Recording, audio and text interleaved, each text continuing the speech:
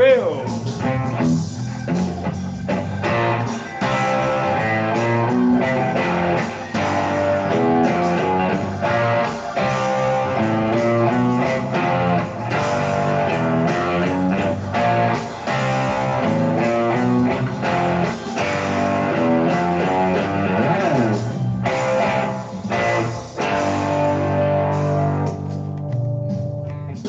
Okay, so we're playing the Telecasters today. Bit of a blues tone. Always in the middle position when I'm playing clean. Gives me a nice sort of bell sound.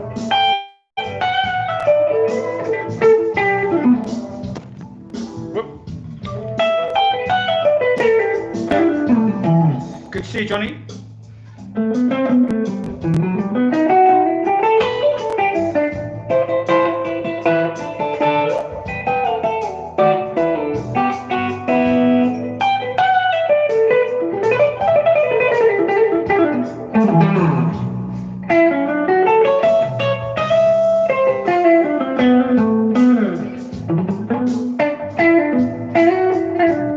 What I like to do when I'm playing a blues is to change my rhythm, you know. So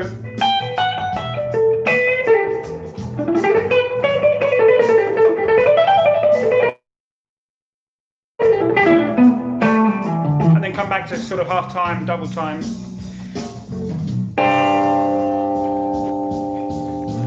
Okay, let's stop it there because then it goes into that. Don't know if you guys know that song. It's Robin Ford's Freedom. And it's got this kind of, which I really don't like. That's the only bit I don't like about it, you know. So guys, how's it going? It's been a long time no see. Great to see you guys. I've just been to a place called, which is in Spain. So I just come back from Spain, which is obviously the birthplace of the guitar, you know. So let's say hello to some friends. We've got B-Mo. Hey, could you please explain your pedal chain, amps and speaker? Yeah, we're going to do that later. I will promise I will do that later. Bill, good evening. I'm well, thank you. Yeah, this Navigator, I've got 3 tellies, which we're going to have a look at today. This is my sort of 60s style Navigator. These are pretty high-end guys. These are just probably about £3,000-4,000, but I didn't pay that. Beautiful Honduras rosewood, and this has got a curve of 7.25 inches. I like the curve, you know. It's got to be set up really well, otherwise it will choke out when you're bending it. But you know, Dave, my friend, Dave. Johnny, great to see you. Johnny, been too long. It's been too long. Bertrand, bonjour, ça va, Bertrand. James Dunn says, hey man, any chance of history of Pete Townshend's guitars sometime soon? All the best from Ireland. Hey, great to see you. Yeah, the Who, we're going to do the Who. We're going to cover everybody. So everybody's going to have their turn, you know, on this, on the history of the guitars. You know, the next one, do you want me to tell you who the next guy is going to be? If you want me to keep it a surprise, I will. Otherwise, I can tell you now who I'm currently researching. Let me just do this with the window so I can see your questions. Deja says, Goose Springsteen and the Working Man's Axe, the wonderful Telecaster. Good to see you back. Yeah, good to see you back, Deja Voodoo. Of course, this is the one. You know, you can play the jazz on this. You can play the blues. You can play the funk. You can play Cuban. You know, great guitar player Manuel Galban from Cuba always played a Telecaster. Not always, but towards his late career. A lot of African guys play these guitars. Reggae guys.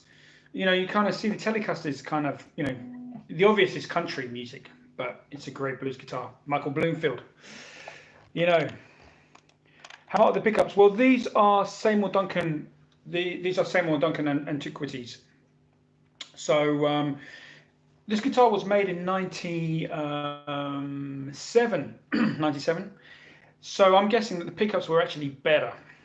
You know, they were actually better in 97. Okay, I might be wrong here, but I reckon Seymour Duncan's getting them made in China or somewhere now. No offense to Chinese, but maybe he's getting them made in China. But I don't think the original Seymour Duncan antiquities are better, in my opinion. They sound good. So if you can get some from the 90s, I think they came out in 1994, and they definitely sound better. The later antiquities, not so good, but just my opinion. Take it or leave it. What have we got here? Telecaster and the truth, says Bertrand, and he's not wrong. Right, somebody asked about my SG, so we're gonna look at the SG, and I'm gonna tell you right now. A lot of people say that SGs, they can't play them because they have neck dive. I don't know, you can kind of see this is diving, yeah. So it has a bit of a neck dive, you know. It's just got a huge neck on it. It's massive, absolutely ginormous. But neck dive doesn't really bother me because I normally hold the guitar. We're going to play some slide. So let's check this out. Some slide guitar. Here we go. So we're going to go on the neck pickup. So I just want to prove to you guys that you can play slide with a very low action. These are 11s, and this is tuned to standard.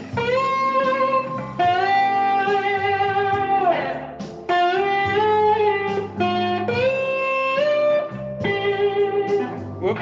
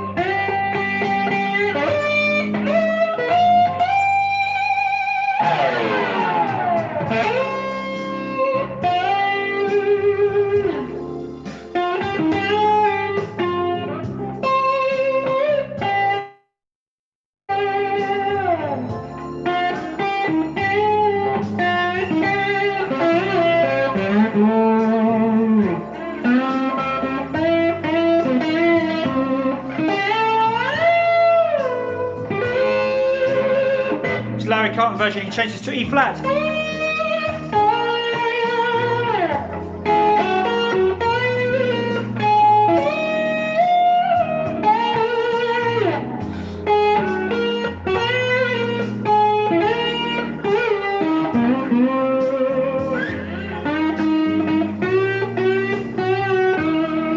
Okay, so that's really low action, as you can see. We're fighting the action. It's literally super low. Slide, standard tuning. You know, you don't have to have high action and a Telecaster to play slide. You can play slide on anything. But I guess Dwayne Norman, he liked it because he had the axis up to these frets here, you know. But to us, it's not for everyone, you know. But the really good thing about these guitars, let's play some Robin Ford, guys. I'm going to show you why I love this guitar. Because it's got a very directional tone.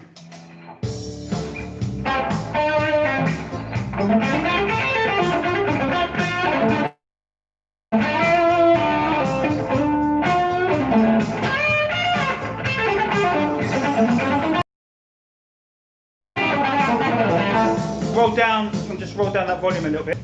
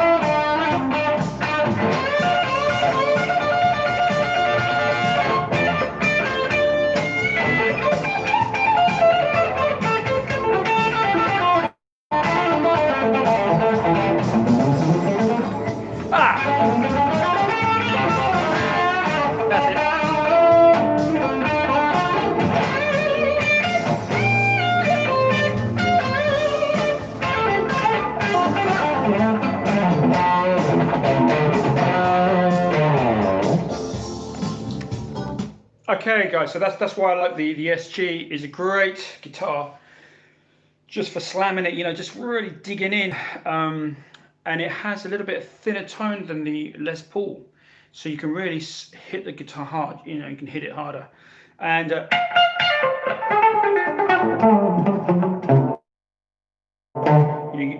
so that's, you know, the SG. I mean, Robin Ford actually does, you know, I'm a big Robin Ford fan, but Robin Ford, he's playing an SG quite a bit recently. So, you know, Dwayne Allman, Robin Ford, kind of guys that, you know, gravitated towards the SG, you know, Robin Ford in the present tense. And me too, you know, it's just a guitar that I've only just discovered in the last 2 years. You know, I've been playing for over 25 years. Only just got into this SGs in the last 2 years, and the great guitar because you've got the upper axis. It's thinner, it's not so heavy, the tone's not so heavy. And they're just great, really great guitars, you know, for jazz, the great jazz guitars, you know, because essentially this was the redesigned Les Paul guitar. So, you know, you can play all the jazz. You know, it's great for running scales.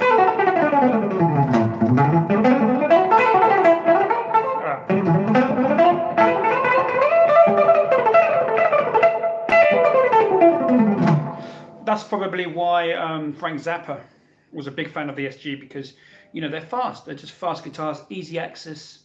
You know, and, you know, Santana was using them, you know, back on my favorite Santana album, which is Santana 3, you know, with Guajira. And I think Oye Como Va was on number 3.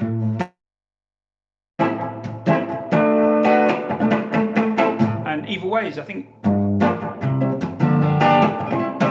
You know, all that sort of stuff, really great tones. Okay, let's go to some questions, and I'm drinking Red Bush tea because I'm drinking too much caffeine. So I'm still drinking coffee, but only 2 cups a day. This is Red Bush, so let's. Right, let's go here. Right, so we've got James says, do you prefer SGs with Les Paul? The truth of it is, humbuckers, in a lot of respects, are the worst pickups. You know. Because imagine you're doing a gig with an acoustic guitar player, and he's playing something really beautiful, you know, like, you know, and you come with a Les Paul with a humbucker, you know, you're playing, you know, whereas if you play that on a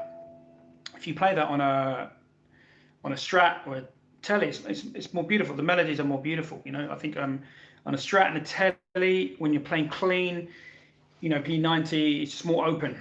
The humbucker is a harsh pickup, but of course Wes Montgomery, because he's playing with a thumb, we know and love Wes Montgomery.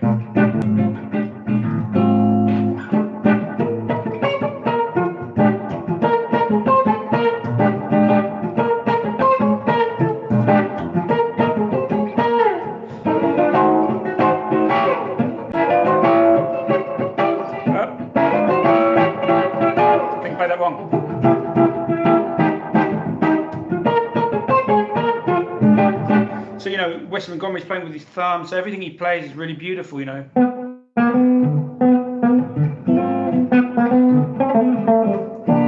You know, but if you're playing that with a plectrum, you know, it's a big, you know, B.B. King, yeah, okay, you know, you've got B.B. King. And so really where the humbucker works, this is where the humbucker works, is with overdrive, okay? Then you're going to get that violin sound, okay? So,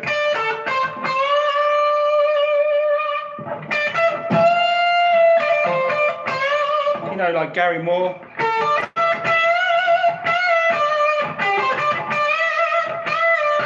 You know, so if you know, the beauty of those guitar players from the 60s, the Claptons, the Peter Greens, all those guys, was they were playing a violin sound, you know, with the Marshall, and that's where the humbucker comes into its own, you know.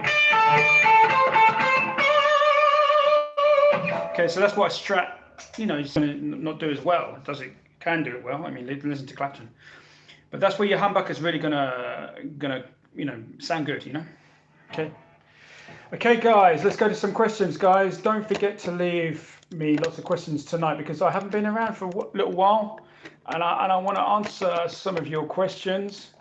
And if you don't want to leave me a question, then say hello. say hello to me. You know, don't be a stranger. Don't be a stranger. Come and say hello to me. So right, here we go. Let's go to some.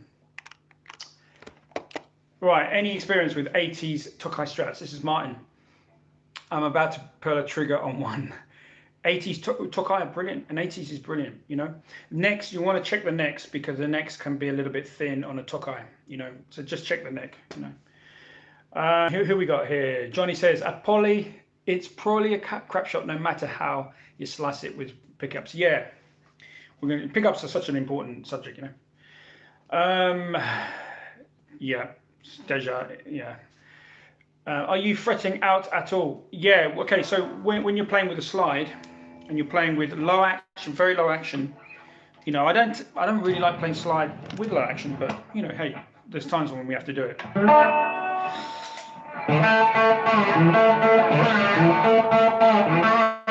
You can hear the noise. There's more noise because but here the strings are hitting the fret.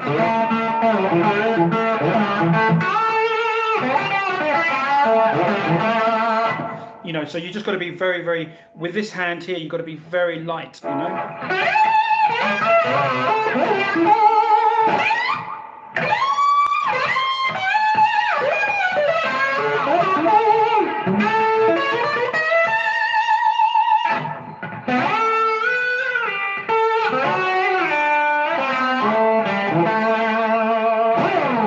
You know, so that's really where the very, very light touch. Obviously, when you're playing with my Kudakasters, I'm playing 12, so I've got to hit the guitar a lot harder. You know. Let me do this button up because I'm looking like David Hasselhoff. Right, where are we now? James says, do you prefer? Oh, we've done that one. James, sounding good as ever. Welcome back, Ramon. Thank you, Jason. Chloe Adafin says, cool. Thank you, Chloe. Rising Havoc says, it's funny how pickups can vary so much. Yes. Well, we've got some questions here. Where's some questions? Nice to see you doing a Q&A.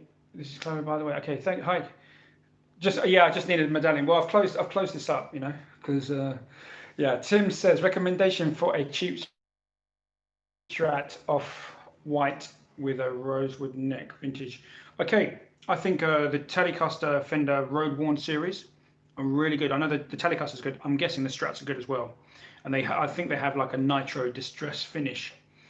So the Road Worn, I think they were called. I don't know if they still make them, but I think they're Mexican made. I think they're the best quality Fender guitars. I mean, I played some of the Telecasters and they were amazing, you know. And you can do some modifications like, you know, with pickups and stuff like that, you know. Okay, so where else have we got? Deja says, stay off the train tracks like trucks. You need a light touch. Yeah, you need a very, very light touch. But of course, you know, that just comes with experience and using your finger. Maybe you want to use your little finger like Raikuda, you know, or Dwayne Allman and Derek Trucks use their third finger, you know. It's just whatever works for you. There's no rules, you know. Okay, James says, any Jimmy Page, Led Zeppelin tone tips? Would there be any amps that you would suggest for that kind of sound? Okay, well, it's really, really simple. You've got to remember that in the 1960s, the way the British blues players and rock players got their tone was really, you know, just playing a humbucker through a Marshall. And pre-Marshall, if you couldn't afford a Marshall, you bought a Selmer. So you bought a Selmer treble and bass 50, whatever, or 100 watt. And there was Mark 1, Mark 2, Mark 3 Selmers. Mark 2's got a really great overdrive on the Selmer, actually, if you get the Mark 2s. But the Mark 1 is the one with the crocodile skin. It doesn't break up as well as a Mark 2, interestingly. He was a studio musician as well. So as well, at the same time, around that same time, I can't remember if it's 65, 66, probably 66, you had the original, you know, tone bender. And the tone bender originally was designed to get a violin-like sound. So really, this is what I was saying to you before. The British players wanted that violin overdrive sound that you get with a humbucker through a Marshall amp, you know, into saturation. And you could also get that with a tone bender to a certain extent. So I think Jimmy Page combined the breakup of the Marshall with the tone bender sustain. So I think if you really want to get a Jimmy Page sound, he used eights, like all the other guitar players, he used a set of tens, but then put them up one string and then used a banjo string on the high E. And he got that, I think he got it from Jeff Beck, or he told Jeff Beck about it. And there was one shop in London, in West London, which sold Clapton and sold everybody this set of banjo strings that they used to use, And so if you want to get the Jimmy Page sound, it doesn't really matter if you're using a Telecaster or a Les Paul. I think you need something like a Marshall breakup. Now, I was around a friend's house recently and played an amp which was called, I can't remember. It's my friend. He goes under the name of Elvis Mohammed. If he's here, if he can chime in, but I can't remember what his amp was called. I'll remember it. But it was it was something like a 25 watt amp, 26 watt amp with two EL34s, and it's the kind of the smallest and but it broke up just like a Marshall. It was incredible, So I'll find out the name and I'll let you guys know, because it was really amazing. But that's really what you want. You want an EL34 amp. As far as EL84s, EL84 is a different kind of breakup. I think if you want the Jimmy Page thing, he was always using EL34s, and that's quite important. EL84 is a lot more chimier, it's a lot more crystal high ends. I think the 34 is more of a sort of Jimmy Page tone. But remember, he used the Supro on the album. Okay, so live is one thing, studio is another thing. He used the Supro, for the breakup in the studio. Because he was a studio musician, so he knew, using a 100 watt Marshall wasn't gonna, unless you could have the space to use it in isolation.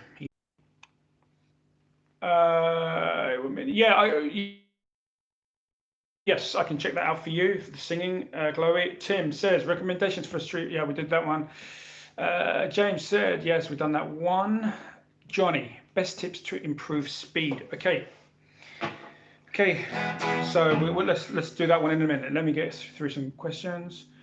Bertrand says, do you like Epiphone SGs? Yeah, Epiphone SGs and Epiphone Les Pauls are great. Remember that Noel Gallagher used them. Noel Gallagher used them in Oasis a lot. So there's nothing wrong with he was playing for thousands of people in stadiums with an Epiphone guitar. So there's nothing wrong with Epiphones. They're really good. I played some. I think there's an Epiphone semi-acoustic, like a small 339 sort of shape. That was amazing. So yeah, definitely Epiphones are great. Let's go here. So Rising Havoc says, oh wow, thanks Goose, pleasure. Johnny, Selmas, yeah, Selmas are beautiful amps. They were seen as a cheaper Marshalls back in the day, because all the bands wanted a Marshall. But in Britain in the 1960s, Selma were making recorders for schools, so they were seen as like a cheap instrument maker. They made great saxophones, of course, but as far as amplifiers goes, they were kind of like the booby price. If you didn't get a Marshall, then you had to, Okay, so Bill says, would love to hear you and Bob jam with Chris Buck. Yeah, that sounds great. Yeah, maybe one day. Who knows? I'll put that past Bob. There are some Marshalls 20 watt EL34s. Yeah, so they're the ones to get. Get a low. I don't know what they do, but you need the EL34s. The Marshalls with the EL84s are more like a Vox, a Vox thing. It's a different sound, in my opinion. Any new guitar-based music on Spanish radio play that caught your attention, or does Spain parallel everywhere else? You know what I mean? Basically, there is a Spanish market for kind of flamenco pop, which my twin brother actually is a big fan of. He likes all this kind of flamenco pop, but it's on the fringe. Unfortunately, Spain. I was. I won't go into details here, but I was listening to some horrible music. So yeah, I think Spain, unfortunately, is. Who am I to say what's good and what's bad? Right. Nick, my friend Nick from the Riff channel, amazing YouTube channel, one of the best YouTube channels, you know, period, for guitar. One of the only YouTube channels I actually watch, should I say. So good to have you on board, Nick. We're talking about a few things. I'm saying hello to my friends that I haven't said hello to for a while. Roman, have you heard of these Harley Bentons hitting the market? They are making a lot of people sit up and take notice. Great reviews for prices. Yeah, I played a Harley Benton, like a PRS copy, and they were pretty good. They were not bad. Johnny says, what was the Spanish area with the new improved government? Well, I don't really know too much about politics. I was going for other reasons, but let's just say everybody was wearing a face mask, like on the street, in the shops, cafes. Everybody's wearing a face mask, you know. In England, the difference is, you know, you go in the street, nobody's wearing a face mask in the street. Very few people are. So that's kind of the difference, you know. Okay, greetings. Thomas says, greetings from Florida. There is a builder, Mark of Mojo Pickups. Love to hear you do a review of his gold foil humbuckers. Yeah, cool. This actually is a gold foil. It isn't gold foil. It's not gold foil. This is a Mojo pickup here, right here. This one here. That's a Mojo pickup. Okay, somebody asked me, how do I play fast? How do I play fast? Okay, really simple, really simple. What you want to do is you want to do a pattern, and just keep keep repeating that pattern. Paul Gilbert, you know, check out Paul Gilbert, Marty Friedman, all those guys. Steve Morse, they are masters. I'm not a master. They are masters at playing fast. Playing fast is not something I really do, but I like playing fast. I think it's a necessary skill. But so, you know, I don't know what Paul Gilbert's thing is. I think he does that pattern. I don't do that one. I do symmetrical patterns, so I have to have 6.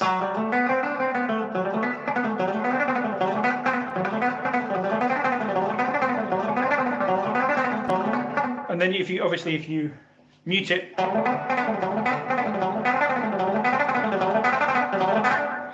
also this guitar is not really set up very well. I'm not, bad workman blames the tools, but you know, just practicing some shapes. I like to do, you know, so you get the scale.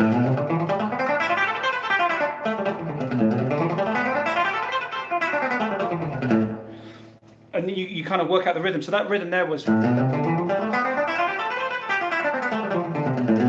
you're coming back to that first note. And if you tap your foot, 1, 2, 3, 4.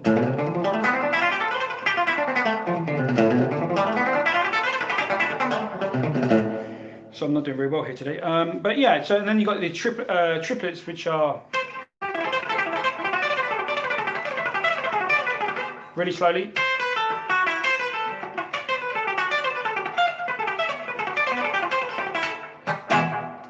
Guys, let me get another guitar here because this one's not working out. Let's go back to the green. Let's go back to greeny. Oh.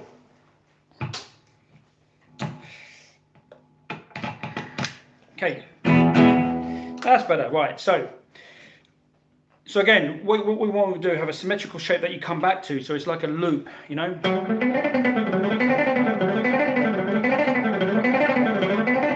That one, really simple. And then what you do is you tap your foot. Yeah, don't play with a metronome, okay, because you'll be too lazy to get it, and you know you'll forget it. And if anything's hard work, don't bother doing it. Just make your life easy. So we're going to have 1, 2, 3, 4.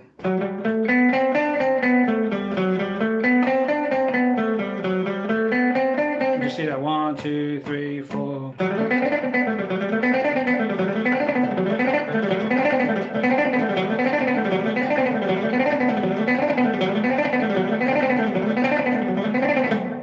So you can see you just keep going, and then eventually you pick up speed. There's some other more complicated ones, which are cascading runs.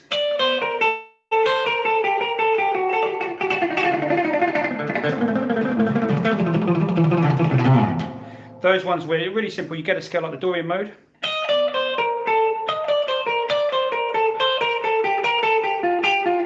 So you just go back, do 3, and then you go back 1.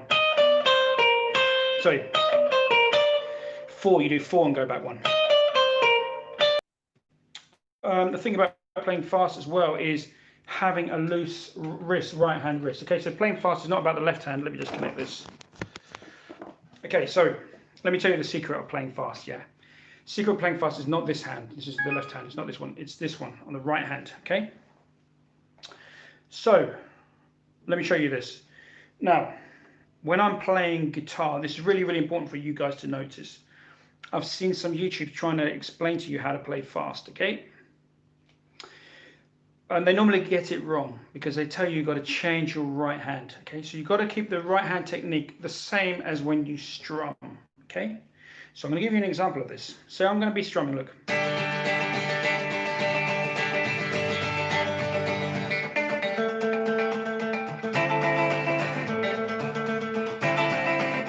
So my right hand technique doesn't change, okay? So when we're strumming, say if I'm doing a funk rhythm. So the same angle, everything's the same as when I play fast.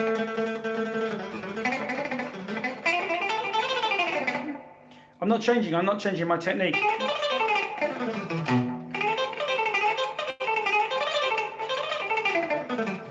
You know, I'm out of practice because I don't practice playing fast. I mean, I've got better things to do in life than practice playing fast, but you know. But that's really, it's just using that technique.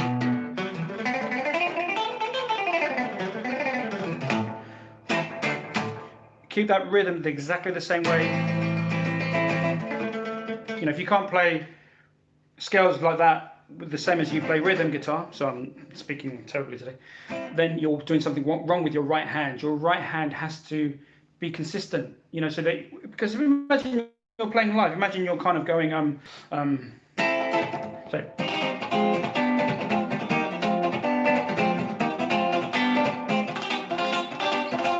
Whoop.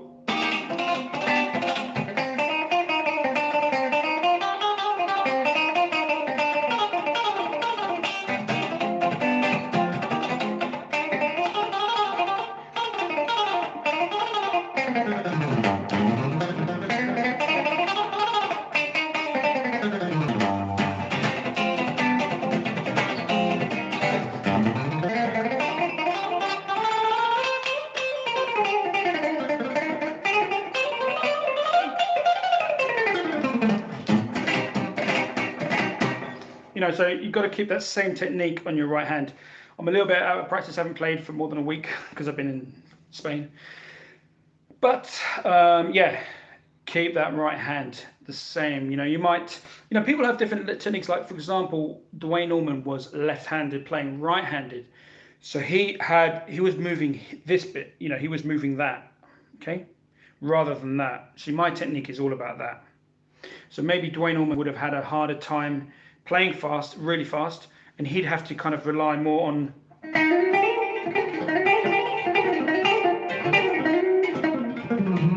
more on the left hand for slurring rather than the right hand, you know. So this right hand technique is more of a flamenco thing, because what you want to do is get one string, pretend it's a fire alarm, you know, and just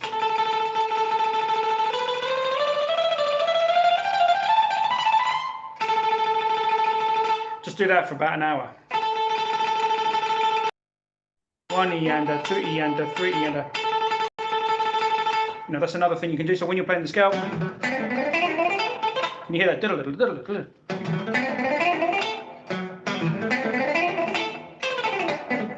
Harder going backwards. Anyway, okay, next question. What is the Pulp Fiction? Yeah, something like that. The Phrygian mode. Okay, that was crazy. That was crazy. I haven't played for 1 week and we're playing like crazy people. Okay, where are we? Let's go back up here. Some questions. Oh, we've had quite a few questions, guys. So here we go. This is Thomas says, greetings from Florida. There is a builder market. Oh, we've done that one. Sorry, Thomas. We've got Greg says, Goose, love your channel. As a recent pre-COVID transplant to London, what are your favorite guitar shops in the capital? None. Okay. No, I don't like any guitar shops in the capital except the Bass Gallery. Okay, the Bass Gallery is actually a bass shop, and you quite often find Pino Palladino hanging around. He's actually got 3 basses for sale in the Bass Gallery right now. But the Bass Gallery, they've got a great guy called John Chapman who builds guitars, and so he built me the African guitar, which is made from African woods. He built me this guitar, beautiful. And also they do all my repairs, all my kind of, when I'm putting funky pickups into guitars, they do all my repairs for me. But my favorite guitar shop in the whole of England is a place called Coda Music, okay, which I think is in Stevenage. It's kind of north of London. Coda Music. They're the best guitar store, nicest people. You can borrow a guitar. They send you a guitar. If you don't like it, you send it back. I think you just have to pay the postage. They always have amazing guitars in stock, and so check them out. Coda Guitars. They're the guys you want to go and see. If you want a repair done or guitar made for you, go to the Bass Gallery, which is in Camden. Okay. Okay. There is another guy. There's a French guy, and I actually teach his son guitar, but this guy is incredible. He's called Doublier Guitars, and he's in Camden as well, next to a place I play called the Green Note. It's a venue I sometimes do gigs at, and he's there, and his guitars are incredible. So if you want something like really cool, really funky Doublier guitars, check him out. I think he's moved to the south of France now. But yeah, there's some great guitar stores. Let's go to my. It is, of course, which is my favorite. Okay, so let's do some more. Does alternate picking help with speed? Yeah, well, there's 2 different types. Obviously, a lot of jazz guys are doing what's called economy picking, which is down, up, down, down, up, down, down, up. You know, Eric Johnson does it.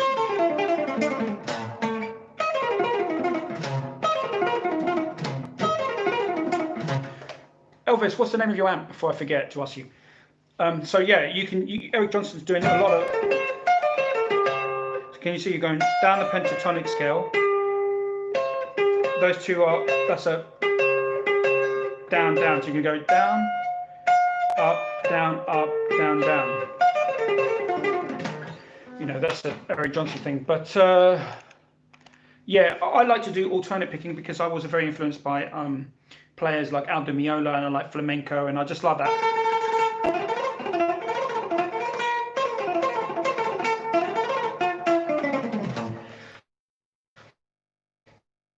Okay, earlier, guys, I talked about an amplifier that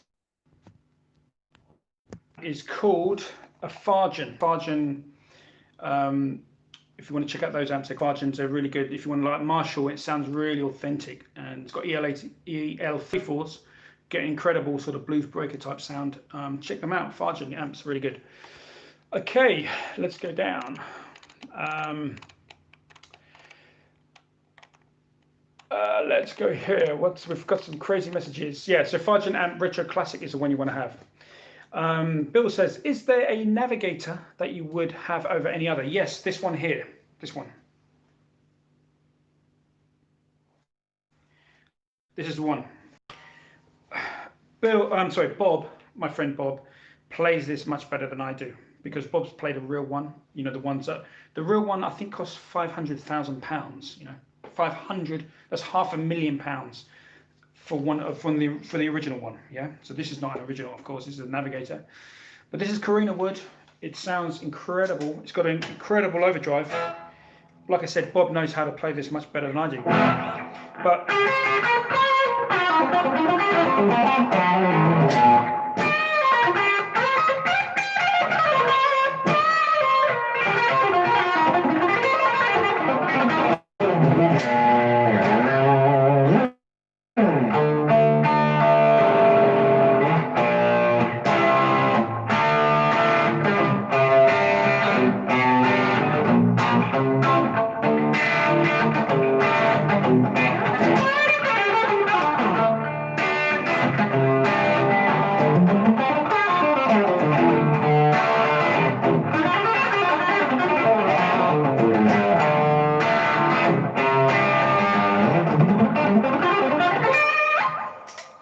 So that's the Explorer. It's just got a cool look about it, and even on the clean sounds, you know, you got that West Montgomery.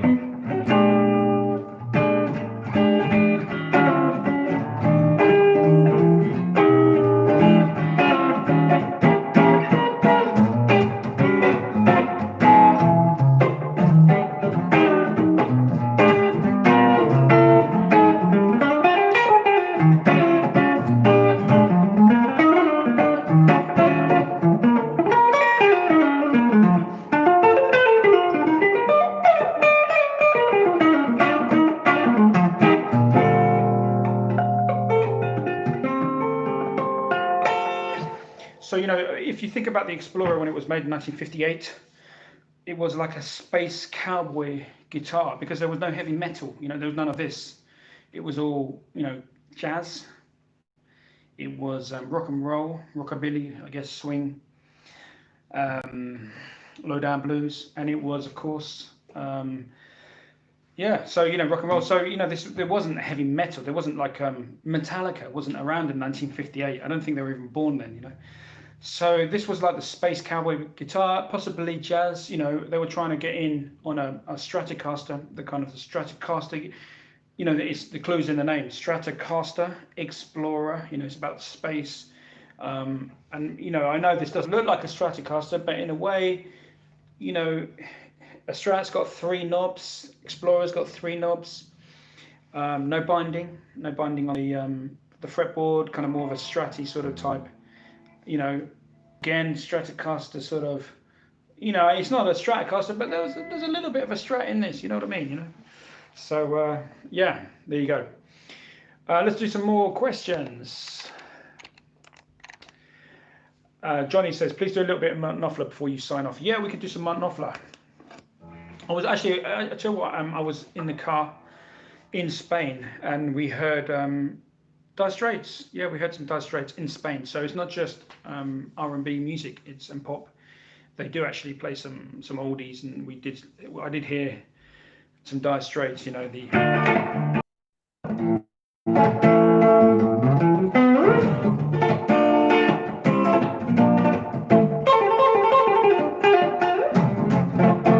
I'll play with that, my big.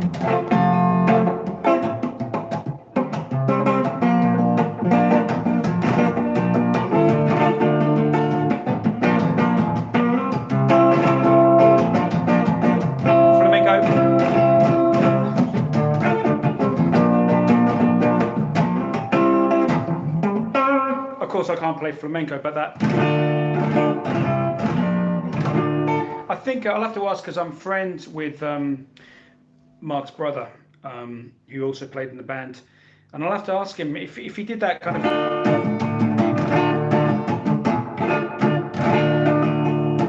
because I think both brothers, they both played without a plectrum. I might be wrong here, you know, I might be wrong, but you know.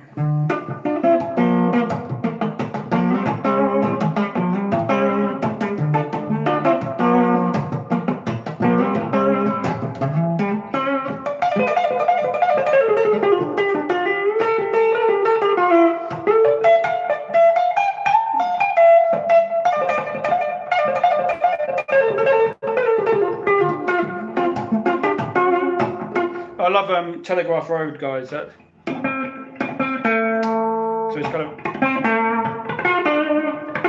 I don't know if he's going did. So it's like that finger, and that finger. So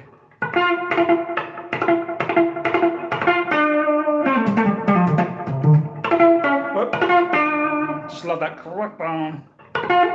Can only do that with your fingers. Can't do it with a plectrum.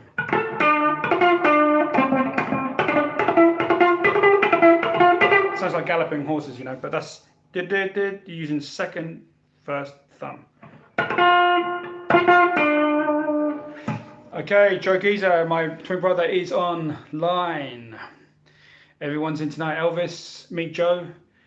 Elvis is a great friend. Elvis is actually going to be on the guitar show pretty soon, so everyone say hello to Elvis, please, because Elvis he's a diamond of a guy, and he's going to be on the guitar show pretty soon in the future. So Spiral says, I love the feel of Explorers. I have a 76 limited edition, great guitar. Yeah, so here's the deal with it, with the Explorer. Everything is close. You know, they seem like they're actually very, very close. It's all, you know, it's all nice and neat. It's not like a Firebird. You know, Firebirds I get bad pain in my back, but the Explorer is kind of nice. It's all here. You know, it's easy to play. And you know, if you roll the tone down, I'm going to roll this tone down here. You can get this beautiful overdrive.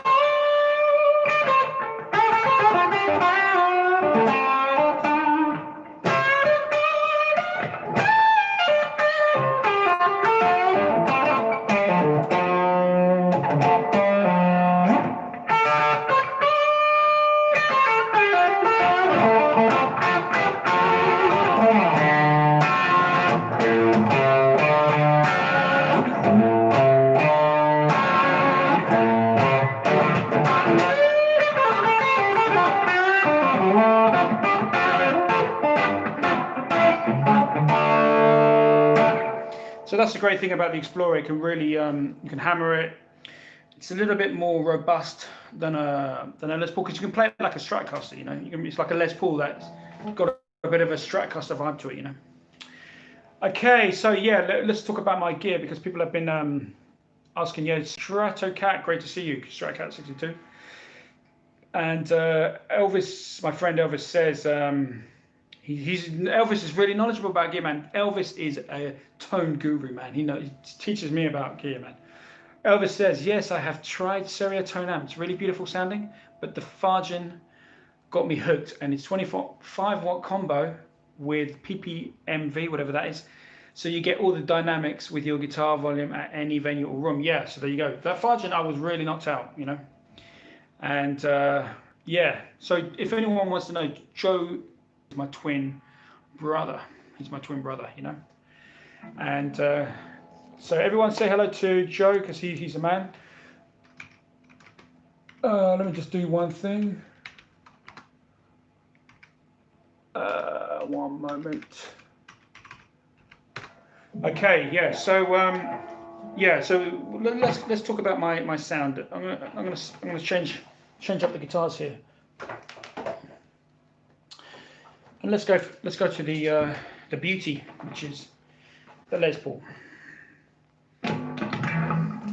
Let's not go to the Les Paul. Let's put that to bed, and let's play this. This is one of my favorites. It's a Navigator 69, and this is kind of like my fingerstyle guitar. This has actually got flat wounds, you know. So I like to play this one with my fingers. So when we were talking about speed earlier with a plectrum, but it's not always about speed. Sometimes, you know, it's about playing beautiful fingerstyle guitar and letting the notes ring and being tasteful, which is what I'm going to attempt to do right now, if I can get this thing in tune.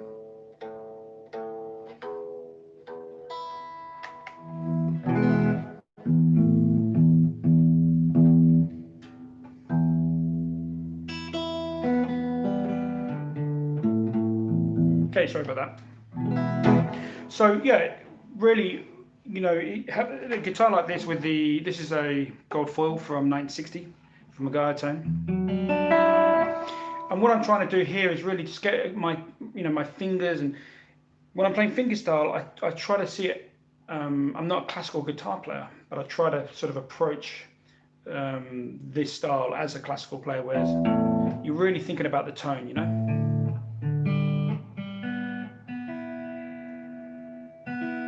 Okay, so here let's go to some questions. Elvis says, hello Joe. Yes, that's very good. Jason, Goose, how many guitars have you acquired since your last stream? You seem to have a few more. No, I don't.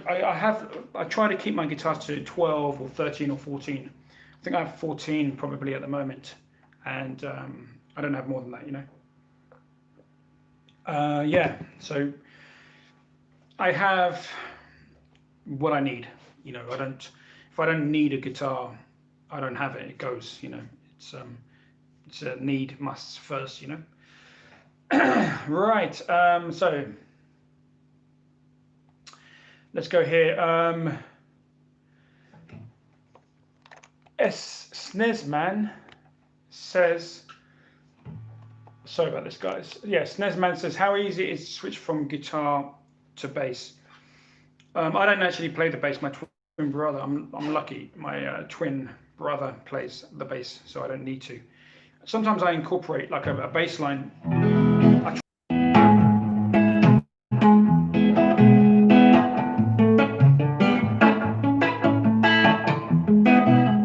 You know, if you're doing something like that, I'll try and put a bass line like jazz. You know, but it's a bit of a joke when I'm doing it. My brother, he's an expert. He's an amazing jazz musician. So check out my brother Joe Geezer, and click on his YouTube, and you're going to see my twin brother, identical twin brother, play bass like it should be played, not like I attempt to. Okay, so right, I'm going to have to. Let's have a look here.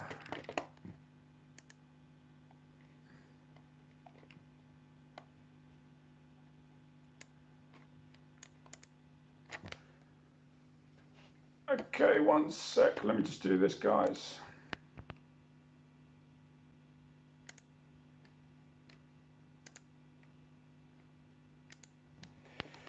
Okay. Sorry, I'm trying to remove this user. Okay, so we've removed that user. So had somebody being rather strange. So let's get back to our well-behaved clientele here, connoisseurs of guitar. We can have a nice, clean conversation. So yeah, what's really, really good is one thing is playing fast on your right hand, but also with your left hand and your right hand playing, you know, really trying to play clean. Maybe learn some pieces. Dominic Miller from Sting, you know, who, you know, pieces like that.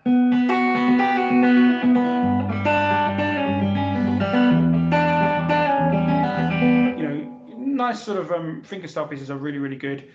And then you can kind of incorporate some lead playing, and this is what I'm trying to do. This is what I'm trying to develop at the moment, guys, is trying to, you know, I'm doing this with some African music, which I'll play to you now, is, you know, you've got a chord here, got a C there, got a C there, and you've got the scale.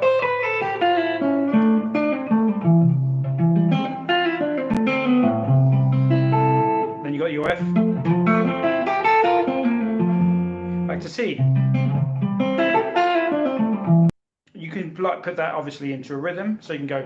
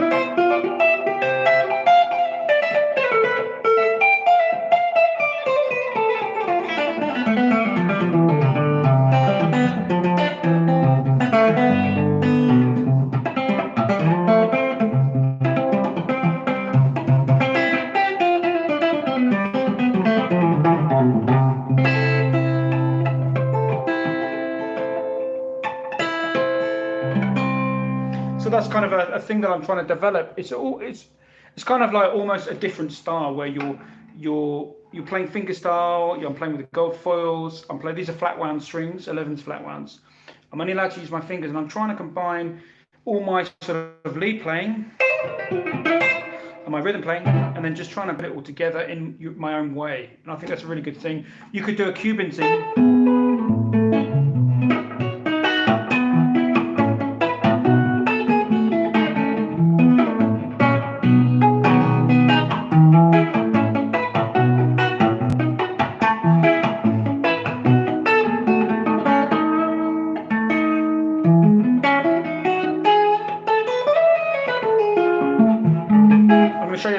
what I try to do as well with this style is when I'm playing a note, I play the next note. So I'm not just going like.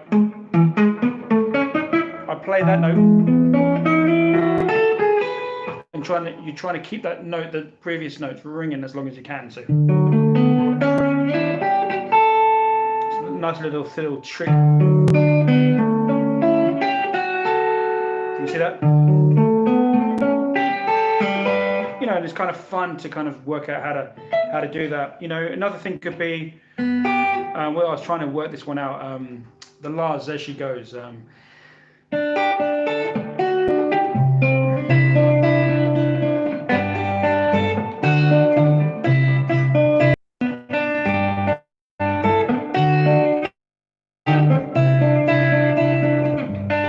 keep that thumb on.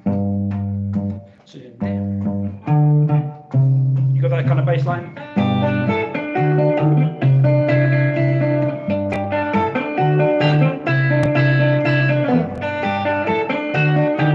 You know, stuff like that is really good fun. And that's really, you know, with fingers, if you're talking about my Knopfler and die straights, you know, obviously we're going to be on this.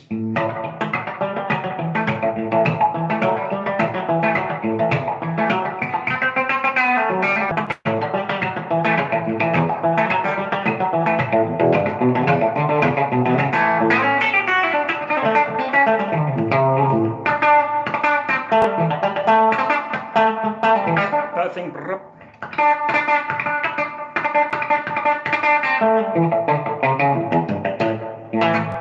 Another sort of really nice thing is my Knopfler used to do a lot of Chet Atkins style sort of. You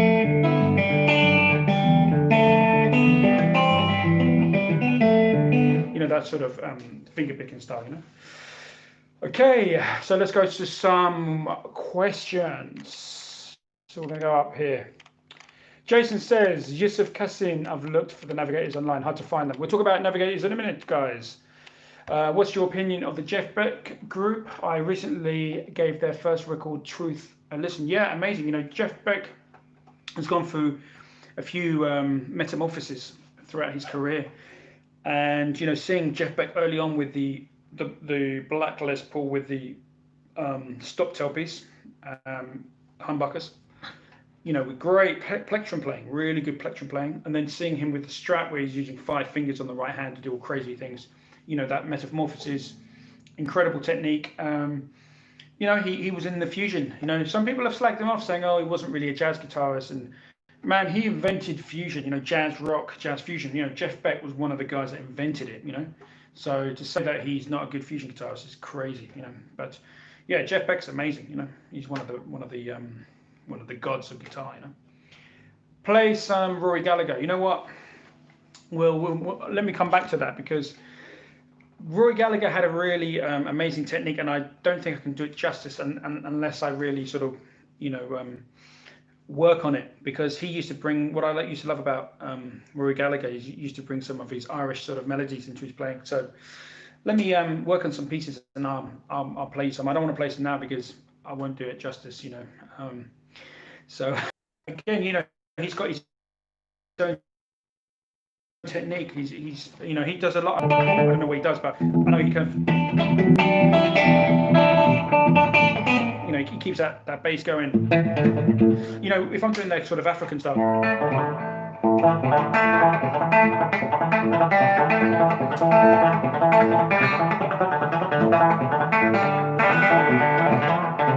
So an African sort of rhythm would be.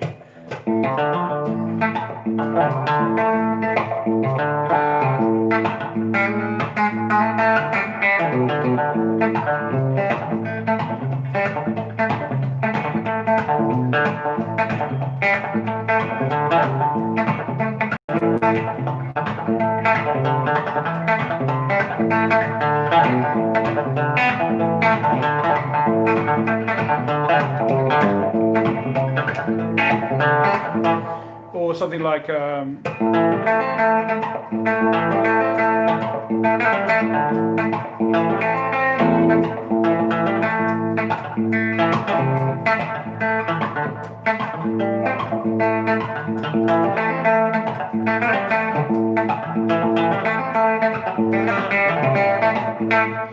And it's sort of the Tuareg, if we're talking about the Sahara Desert Tuareg, you know, Algerian, Mali, Tunisian Sahara.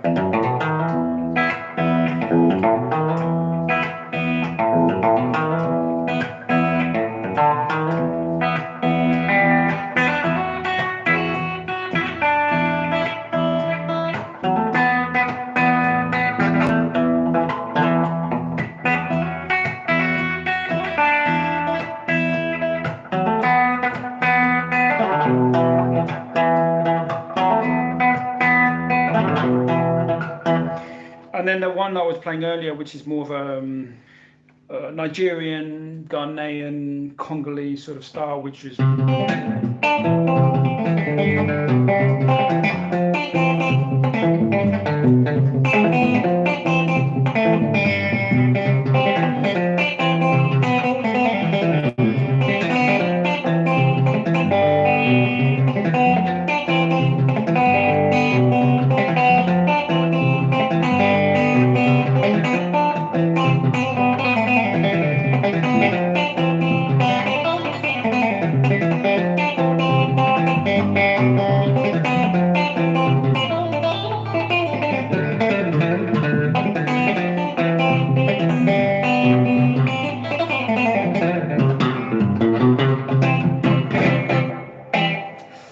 That's kind of the more sucrose, and the, you know, even going back to the you know,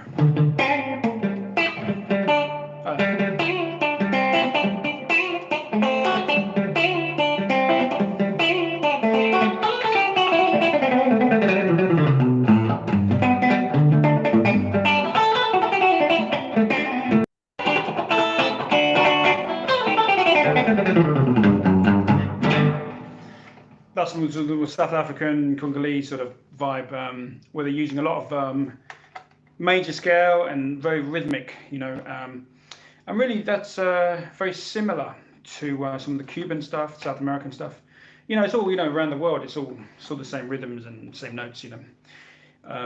Arabic, okay, they have a few in between notes, but pretty much it's all kind of, you start to, as you learn different styles, you start to see a common thread amongst all music. But I guess the main difference between African music and Middle Eastern music and Arabic music is the time signatures. You know, like a 7/8 in Algeria is like 4/4 for us. They, you know, Algerians can clap 7/8 no problem, whereas, you know, we find it a little bit harder. Interestingly, Hungarian music, if I can't remember the melody.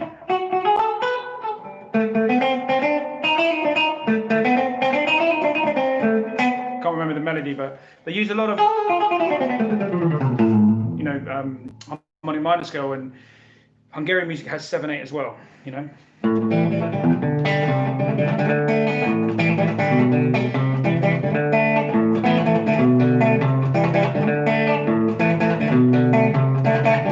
That's a 7/8. So, you know, it's good to check out world music, what I call world music, you know, music from other countries, and you can really get into different time signatures. You know, that's the most interesting thing.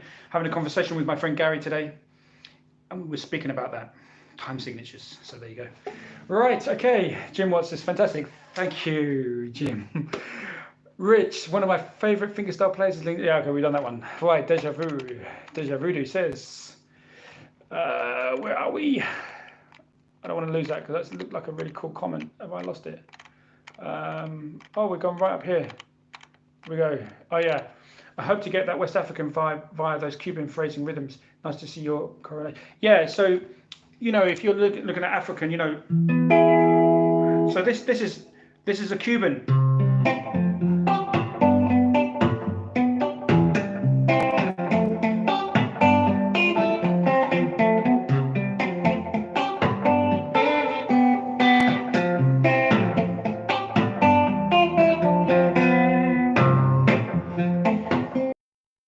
A bit faster.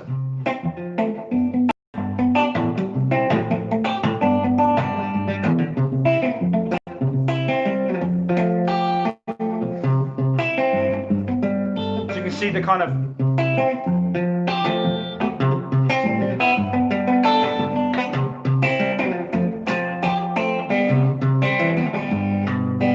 whereas the Cuban is.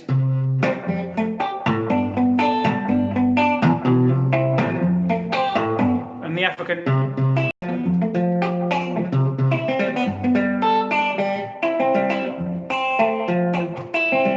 So a lot of sometimes in African music they don't play on the one. So you know, like if it was a 1, 2, 3, 4, 5, 6.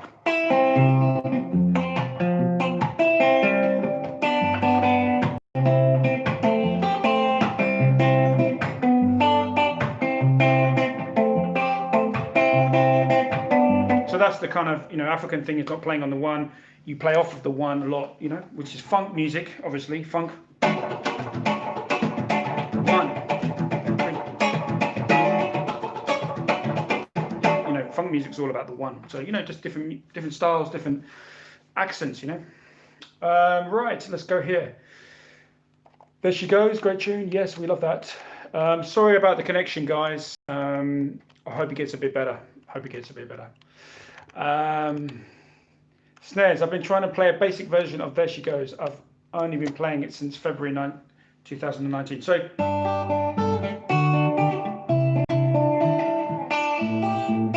because it goes to that.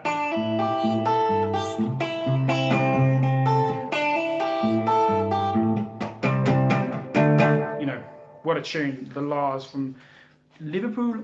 Great tune, great band. Lee Mavis, singer. Check the Lars out. Lars made one album, guys. Buy that album. You know. Right. Here we go. Yeah. So it's kind of weird because Bill says good evening, Elvis, and I think Elvis. Oh, right, my friend Elvis. Yeah. Okay. Kushman says good afternoon, everyone. Good afternoon to you in New York City. James, I love the mix of Mark. James, I love the mix of influences Mark used in his solo work. Yeah, you know, Mike Knopfler is really one for using a lot of influences, especially like Irish and Celtic music, you know, and country. And he, you know, he can really mix those sort of, then play those beautiful melodies. You know, we kind of just really.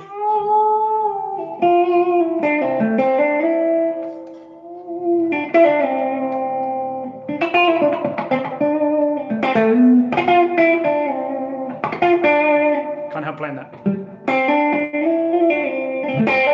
You know, Mike Knopfler, you know, he's king. Gary says, how's it doing? Yeah, I'm great, Gary. Great to hear from you. And you just asked me when I'm going to play some Peter Green. We're going to play some Peter Green. You know, he's very sad about Peter Green. We should talk about Peter, but I've refrained, guys, from talking about Peter because his music was so amazing and massive influence. I didn't want to cash in. On, you know, doing a video. You know, I think it's better. I'm going to leave it a little bit and come back and do a Peter Green video, you know, when it's died down, you know. I don't want to come and do like, oh, Peter Green, come and watch my video. I want to get loads of subscribers, you know. I'm going to capitalize on Peter's death. I don't want to do that. But yeah, I did a little. I can't remember how do I say it? Epitage, is that the word? When he died, the day he died, I did a little speech, 2.5 minutes, which you can check out. Just my thoughts, you know, on the day that he died, and very, very sad. I was really very sad about that, you know, because Peter, I met him and I talked to him for 30 minutes to an hour.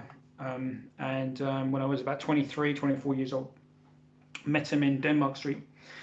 And yeah, one of my main influences for many years, he was like all I listened to. That's, you know, especially the live at the Boston Tea Party, you know, I learned a hell of a lot of that. So like an album and just all the and Rattlesnake Shape. And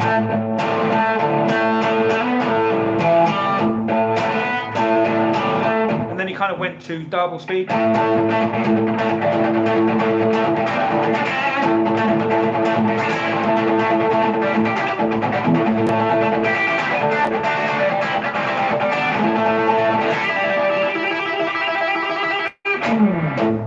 And then he went back down again.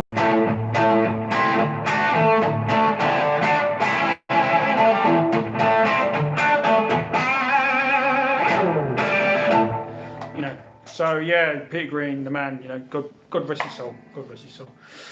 Right, epitaph. That's right. Thank you. I'm from Essex. We can't speak properly in Essex, you know. So, okay, so let's just do a few more questions. Well, we're going to be here till 9. We're going to be here till 9 p.m. So keep the questions coming. Yusuf Kasim says, have you played the oud instrument before? It's really prominent in the Middle East. It's a fretless instrument. You can play seminotes. Well, Yusuf, great. Salam alaikum. Great to have you. MashaAllah, great to have you along for the chat. I've done a couple of gigs with a great oud player called Yaz Fantazi here in London. He's one of the best players here in England. He's an Algerian oud player.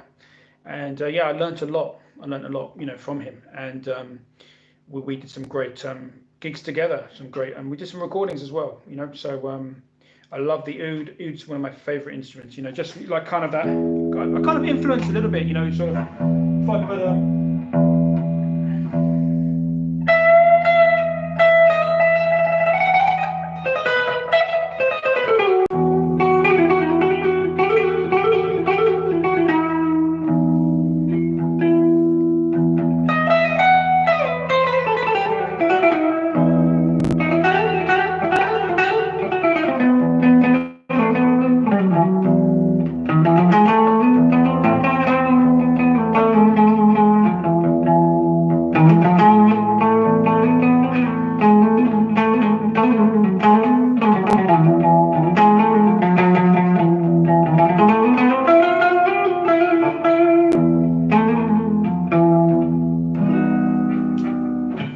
So yeah, that's a few little things I picked up from this great oud player.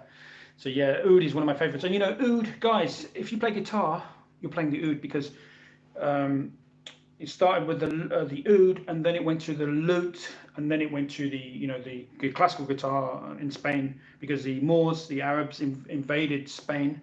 So the Arabs gave the Spanish the guitar. You know, they gave them the oud. You know, and in England, John Dowland played the lute, and there's actually a great video I've done with my friend. You need to check it out. My friend Dave. He's the Arabic. You know, guitar is an Arabic, really. Its heritage is in the Arabic culture. So when we play guitar, we're playing essentially an Arabic instrument. Okay, guys. Right. Let's go to some more questions. Whitson says, Essex or not, but you can bloody well play. Hey, thank you very much. Thank you.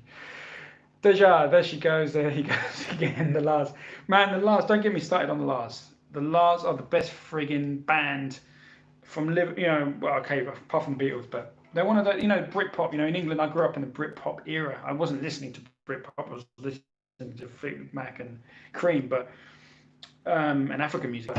In the Britpop era, there were two bands that were called Manson and the Lars. You know, the Lars. Stone Roses and the Smiths were pretty good, but the Lars, man, they were the best ones. You know, Lee Mavis was an incredible songwriter, incredible singer. Just, I can talk about the Lars for hours. I love the Lars. Yusin Kasim, thank you. Alhamdulillah, shukran, thank you. Gary says, gotta go, mate. Stay safe and don't be a stranger. Keep up the good work. Yeah, cheers, Gary. God bless, mate. God bless. Jake says, how do you express yourself on guitar? You're really good at it. Thanks, Jake. Well, how do I do it? Just playing for a long time. You know, playing. You know, you play something over and over again, and eventually, you know, it sounds half decent. You know, and then you can take it to the public. You know, but it's literally, it's almost like guitar players. Us guitar players are very strange individuals because we've got to play something over and over and over again until it gets perfect. You know. And just to have the capacity to do that, you know, it's pretty amazing, you know. Bass players and guitar players, I put them together, you know. But you know, like drummers don't. Drummers tend to just play the song, you know, just play all the way through the song. But us guitar players, we kind of play one thing, we just play over and over and over, you know. And it's very sort of, you know, we're strange people. We're very strange people. Kush from New NYC says, nice playing. Cheers, mate. Thank you. Going to go off and practice my bad playing now. No, I'm sure you're amazing, Snes. I'm sure you're just, you're very humble. Thank you. Fender Guru says Dwayne Allman video was awesome too. Thanks for that. Okay, thank you. Yeah, so Dwayne Allman, that was an amazing video to do because I didn't really know much about Dwayne Allman. Yeah, we're going to do a Dwayne Allman slide guitar lesson. I'm going to do some research on Dwayne's, particularly his early slide playing. So the next thing that's going to come up is the slide Dwayne Allman lesson. It's going to be fun. You know, Johnny asked me, "Are you writing vocals for or for band?" Yeah, I am. I'm going to be releasing some new tracks on the YouTube channel, so check them out. 2 new tracks. One's like a James Bondy sort of thing. Another one's sort of like a Mississippi, a New Orleans vibe thing. So with a great trumpet player, one of the best trumpet players in England. He's played on that one, so check that out. Deja says, watching these are kind of like lessons. Yusuf, yeah. Thank you. Namaste. You're too kind, guys. You're too kind. So let's have a little bit of a talk. So a little bit of a chat about Stevie Ray Vaughan, because Stevie Ray Vaughan, it was his birthday. I don't know if you guys know, in America, it was his birthday it was his birthday. And so we're going to shout out about Stevie. Stevie, what a player, what an incredible guitar player. You know, I don't know what your thoughts are on Stevie Ray Vaughan. So, I mean, some people kind of don't like him.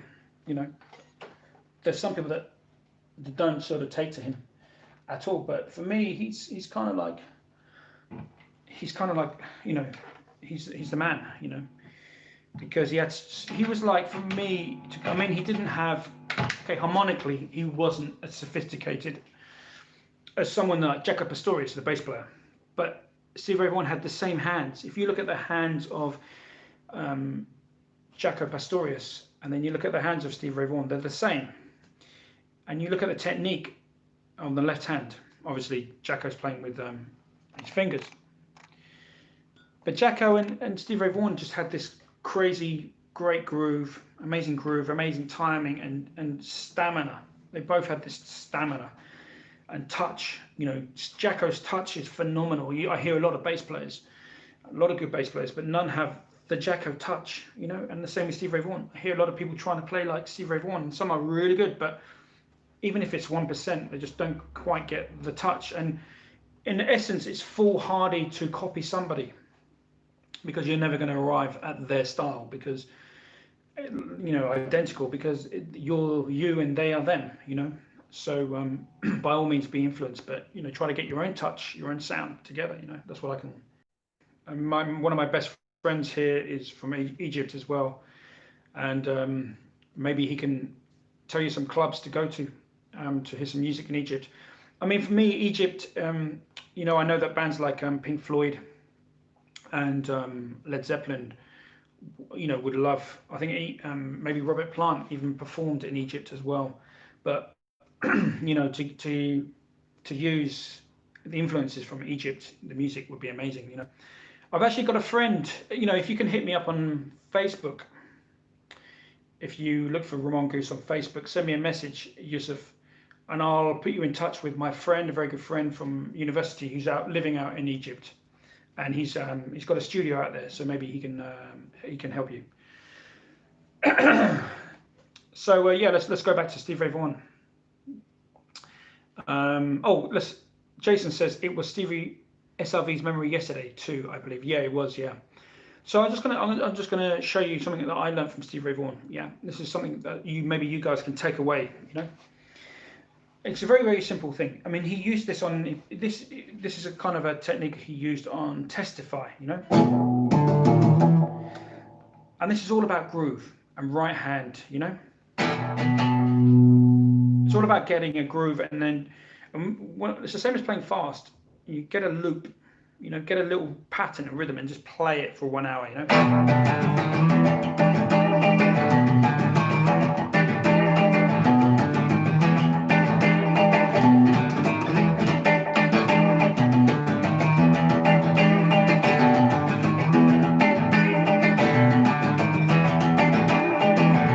You know, and then you can take that over the whole song.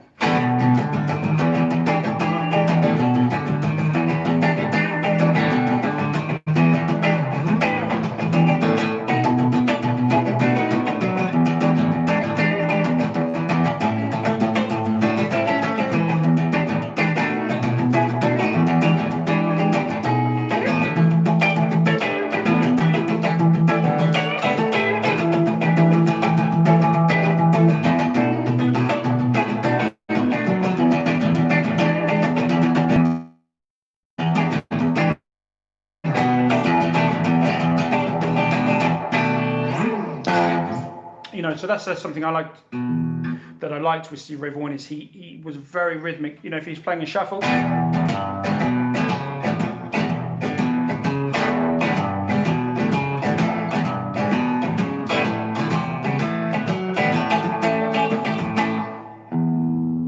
you see? So it's very, very rhythmic. It could be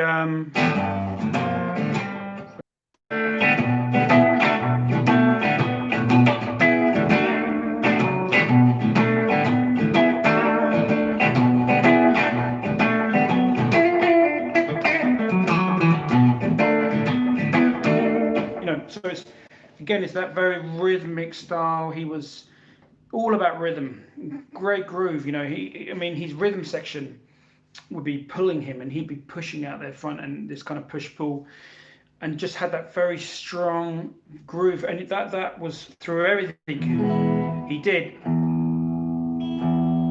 So, for example, if he's on that groove.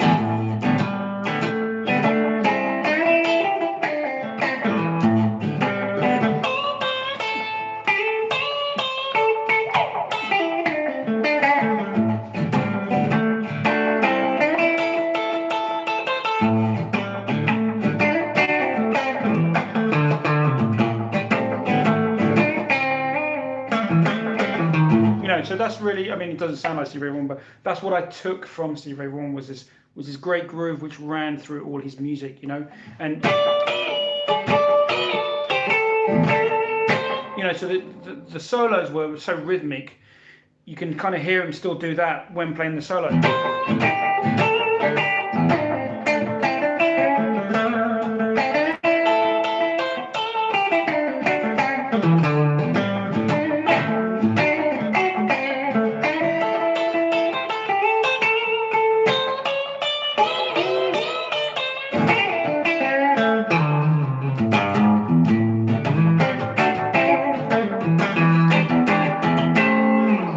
You know, so that's something I took from Stevie Ray Vaughan, and God rest his soul, and yeah, amazing, one of the greats, you know.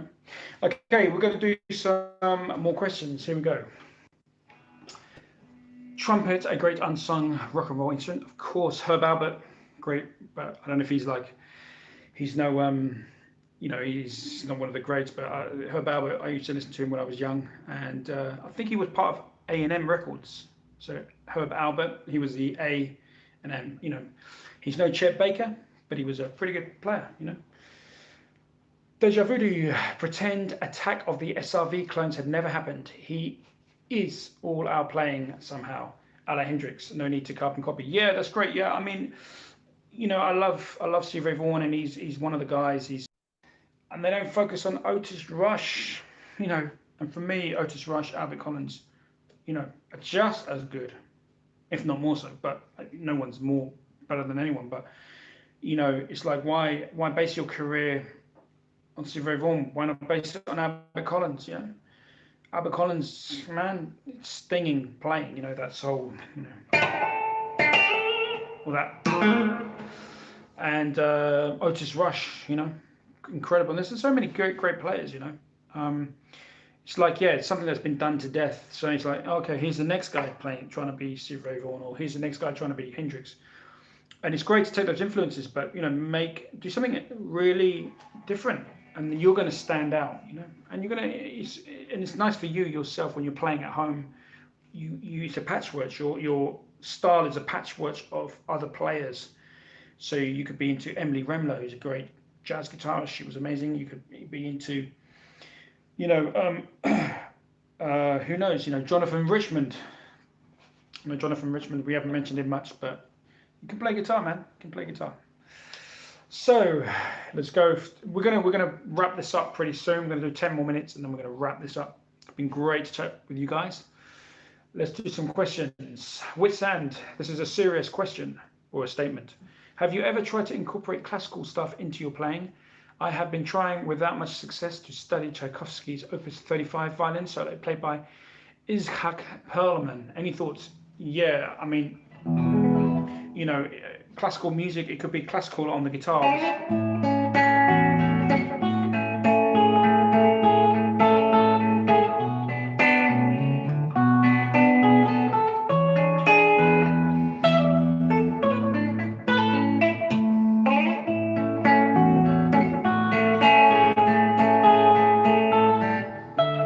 be something like that. It could be what I took. If I was listening to like Schultz or it could be Tchaikovsky or anyone.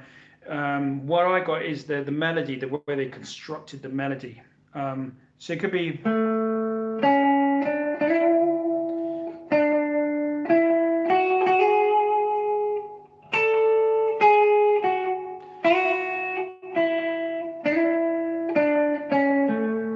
So what you got kind of a melody with 3 phrases, yeah. You got the first phrase. I'm just making this up by going up the major scale.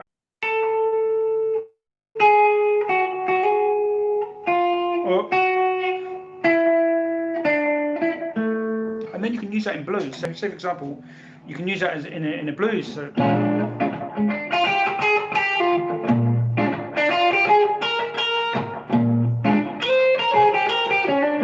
So you're going up, and then you're coming down, So do that a little bit better because that was awful.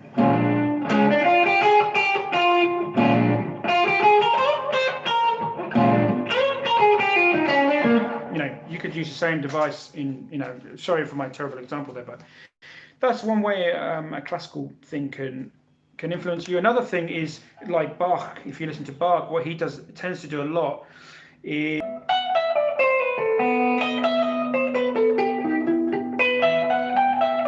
So say I'll play in the key of C because it's easier. And say, for example, if I was doing like a little minuet study.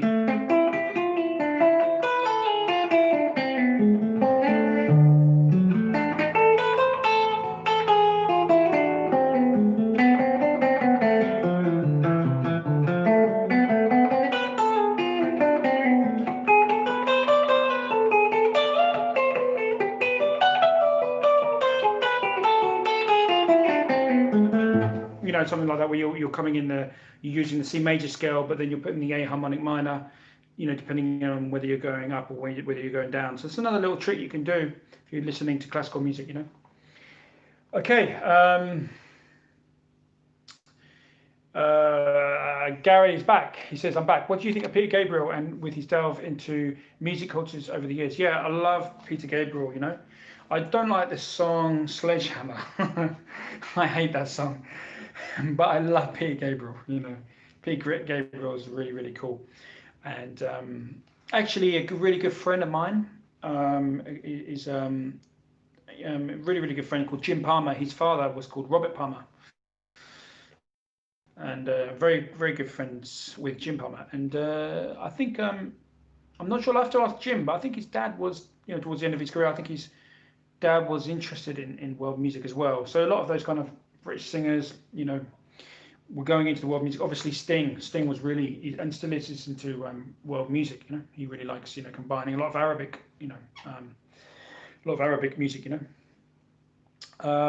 Which says, "Amen." It's his melody that interests me in particular. You're an inspiration as a humble. Oh, thank you, Witsan. Very kind. Thank you. I'm going to show you something, guys. I'm going to show you the secret of my guitar playing now. 5 simple patterns. Okay, so this is where I play. Everything plays based, even blues, based on these 5 patterns. So we're talking about the key of C major. First pattern.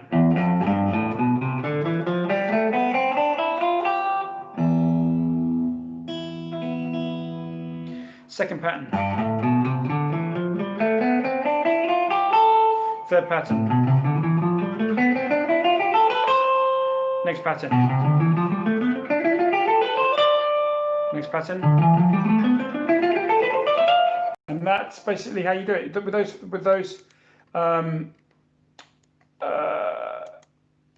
With those patterns, let me just do this, guys. Yeah, okay, there we go. So with those 5 patterns, that's kind of really how I navigate, the fretboard. So if I'm playing this chord here.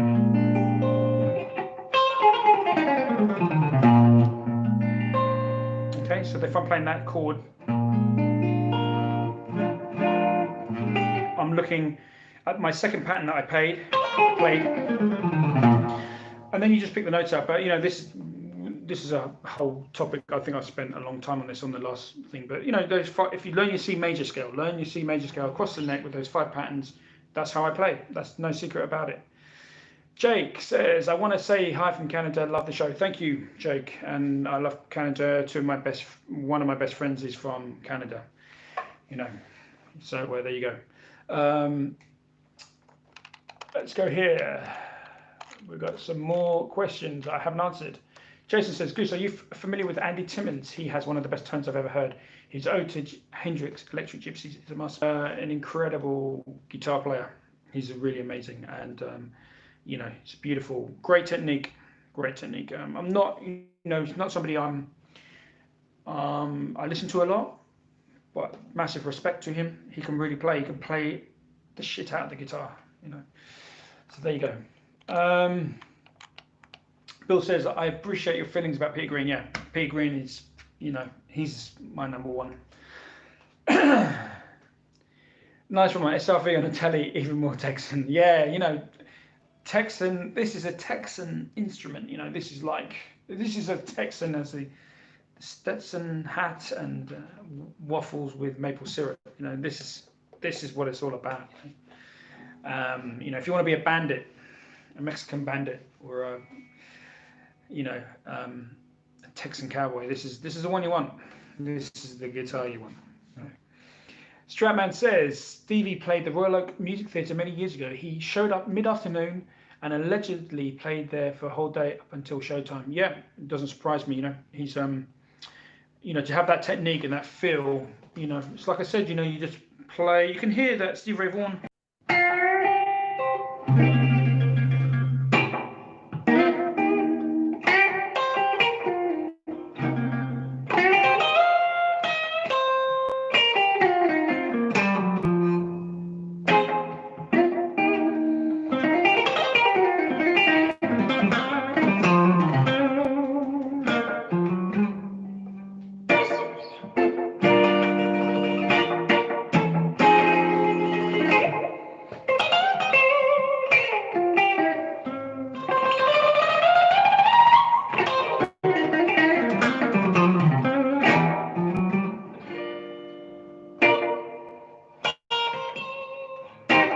You know, so even when I'm playing that slow blues, you know, I can really hear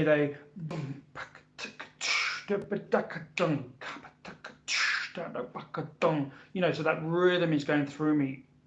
You know,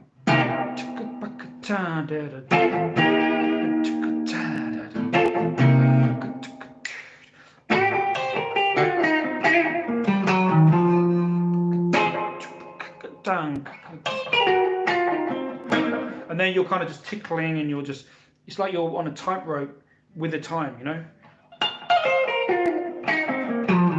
You know, so that's really what Stevie Ray Vaughan taught me, was the groove, and you can just hear it in his playing all the time, you know, on the slow blues, on the fast thing. He just was really on it, groove-wise, you know, timing, and that's what a lot of guys kind of miss. They get the licks, and you know, but what I'd say is you don't have to get the licks, just get his timing, get his right hand, you know. Watch his right hand, and get some of those rhythmic kind of things, you know. Like really good one is a Superstition.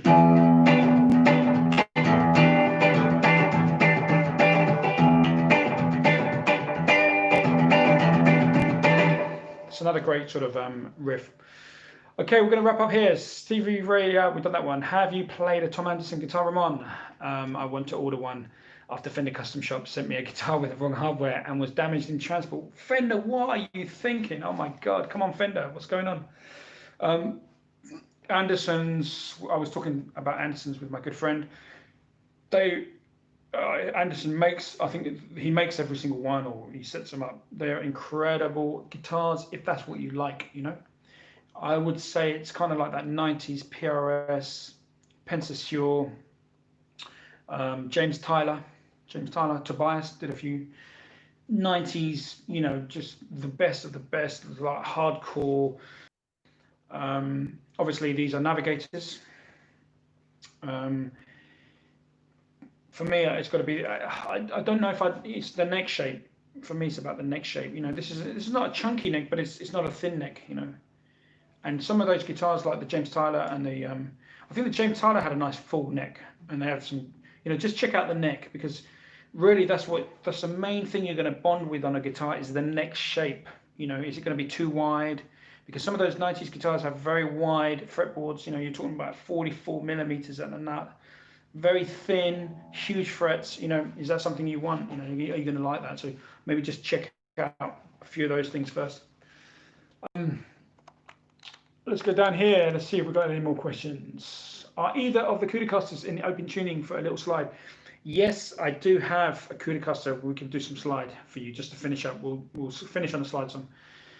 Jimmy Vaughan deserves more love too. Jimmy Vaughan, yeah. I mean, that's with that other Telecaster with the flat wounds. Jimmy Vaughan has E, A, D flat wounds and then G, B, E planes. That's a great thing to have if you want to get the Jimmy Vaughan tone, and playing with your fingers. A lot of it, you'll be surprised. A lot of people want to play with the plectrum all the time, but I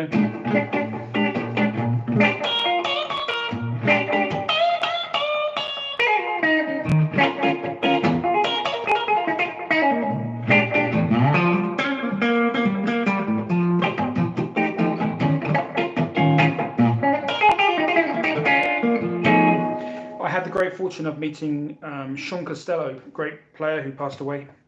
And he, I think, played with his fingers. He played a gold top P90. Such a nice guy when I met him, great player. But I was really influenced by his style. I think pretty sure he just played with his fingers. He didn't play with the plectrum, and just again that real sort of.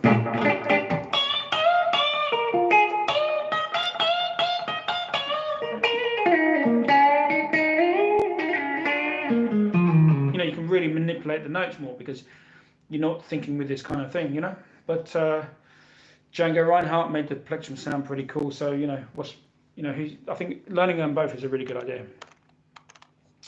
Right. Someone says my Ben Samuel Hendrix. Thank you. I love Hendrix, so I'm happy with that. Yeah, we're going to do a PDF for that. Well, I'll show you that pattern. Yeah, take your groove and play it non-stop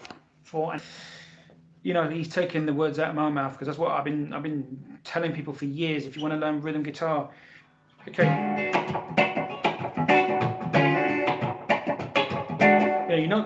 You might hear that and think, okay, I can play that, but can you really play it to a sync? But the only way that's going to come is by playing that for hours, because you can change the feel. I'm playing very loose. It's more staccato, and more straight, Let me just turn down this delay.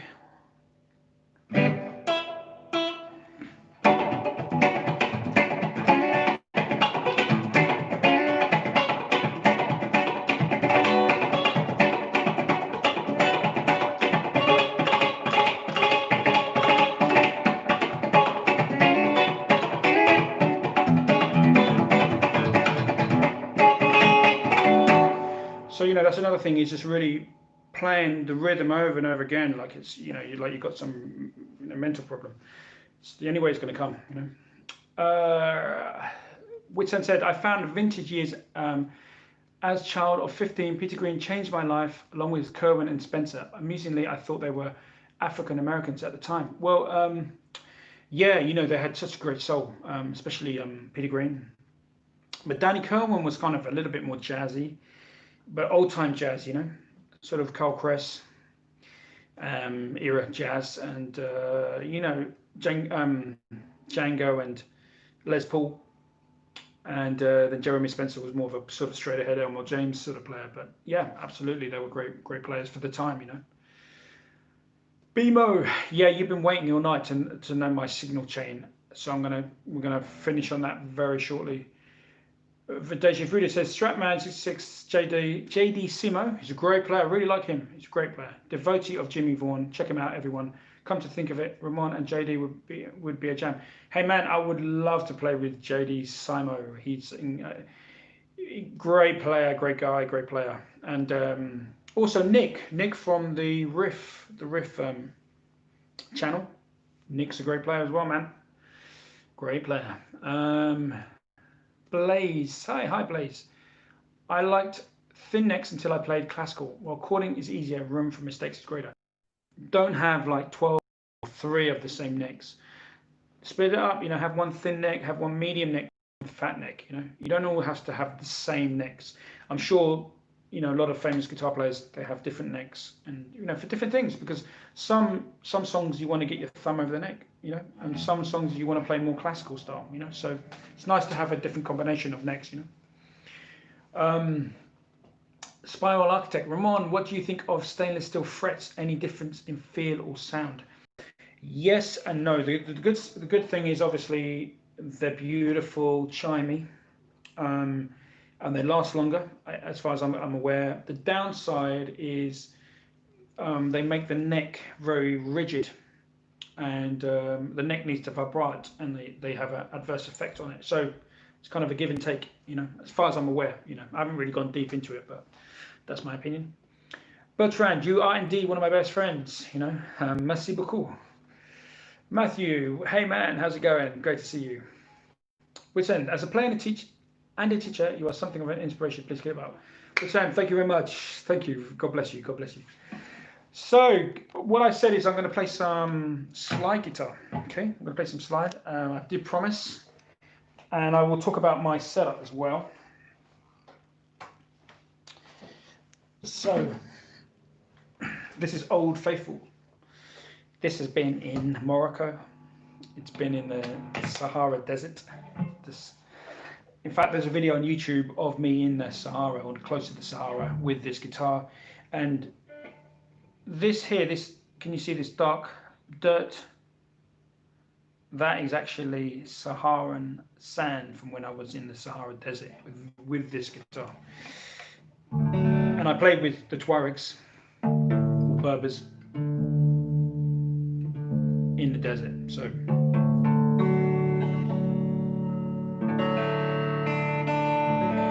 well, what this guitar is really good for, it's got high action, high-ish, not too much, only 12s. You know, I know some slide guys like to play with 15s, but this has got 12s, you know. So I'm going to just tell you about this guitar and this tuning. This is called D major tuning. Okay, so we're going to go D, A, D, F sharp, A, D. So the first thing is, when I got this guitar, I thought I'm going to learn the D major scale on this tuning, because if you don't know the major scale on a guitar, then you're really flying blind.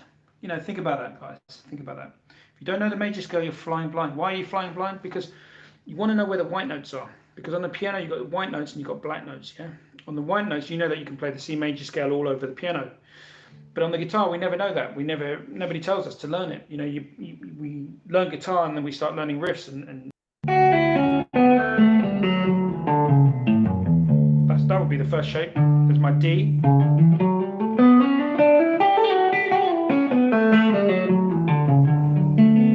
And so I learned the D major scale over the neck. And do you remember I told you about that technique where I try and play a note and then play the next note before I take my finger off the previous note.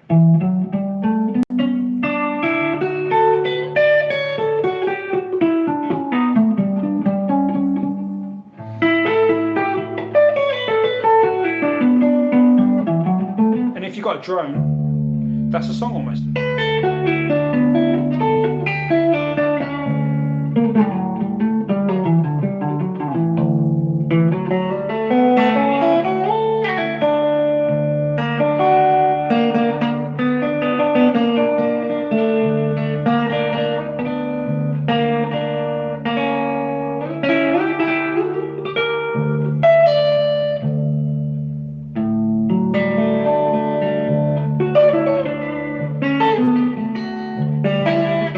So that was my approach when I got this guitar tuned to D, D, A, D, F sharp, A, D, is to really get inside the instrument by learning the D major tuning, you know. And then I could start to learn chords. That's a D. That's a G. That's a D. And that's an A. And then you're going to get a rhythm.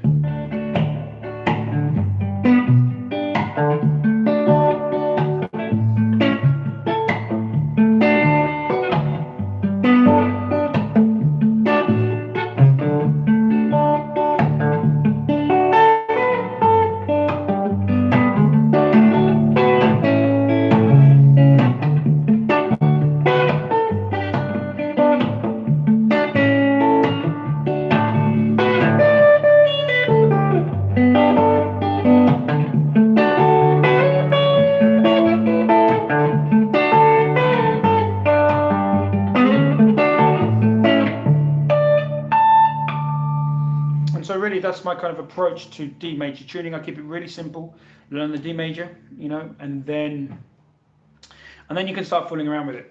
And you can come up with all different sort of shapes, really beautiful sort of voicings that you can't do.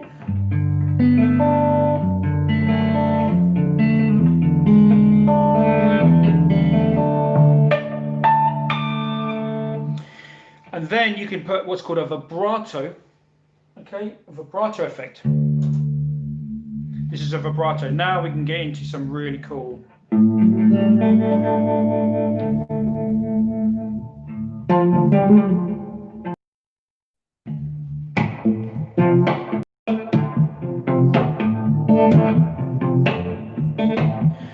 Got a letter this morning, but you're breaking it bread.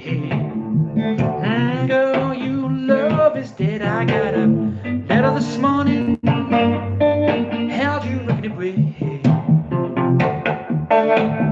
Well, now, oh, now, you got the girl you love is dead. Got a letter this morning, but you're breaking it bread. Girl, you love is dead. I got a letter this morning. What you ready, bread?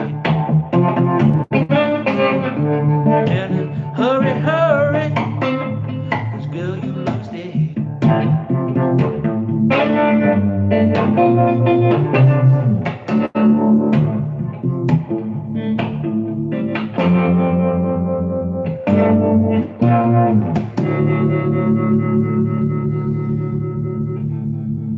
Okay, so that's, so you can have a lot of fun with the detuning. You know, it's you know, we're talking about an electric guitar. You've detuned it into D major, and now you're in a completely different world. You know, and you can literally, this is the D major chord. That's a chord. You know, and you can sing. You know, it's a nice thing to sing because it's so easy to play. You know, and then obviously if you want to bring the slide onto it, and you play with distortion, this pickup here is called a Valco. It's actually made Mojo pickups. This is made by Mojo pickups. And so let me just tell you a little bit about we're going to finish this. We've got 5 minutes left. We're going to finish.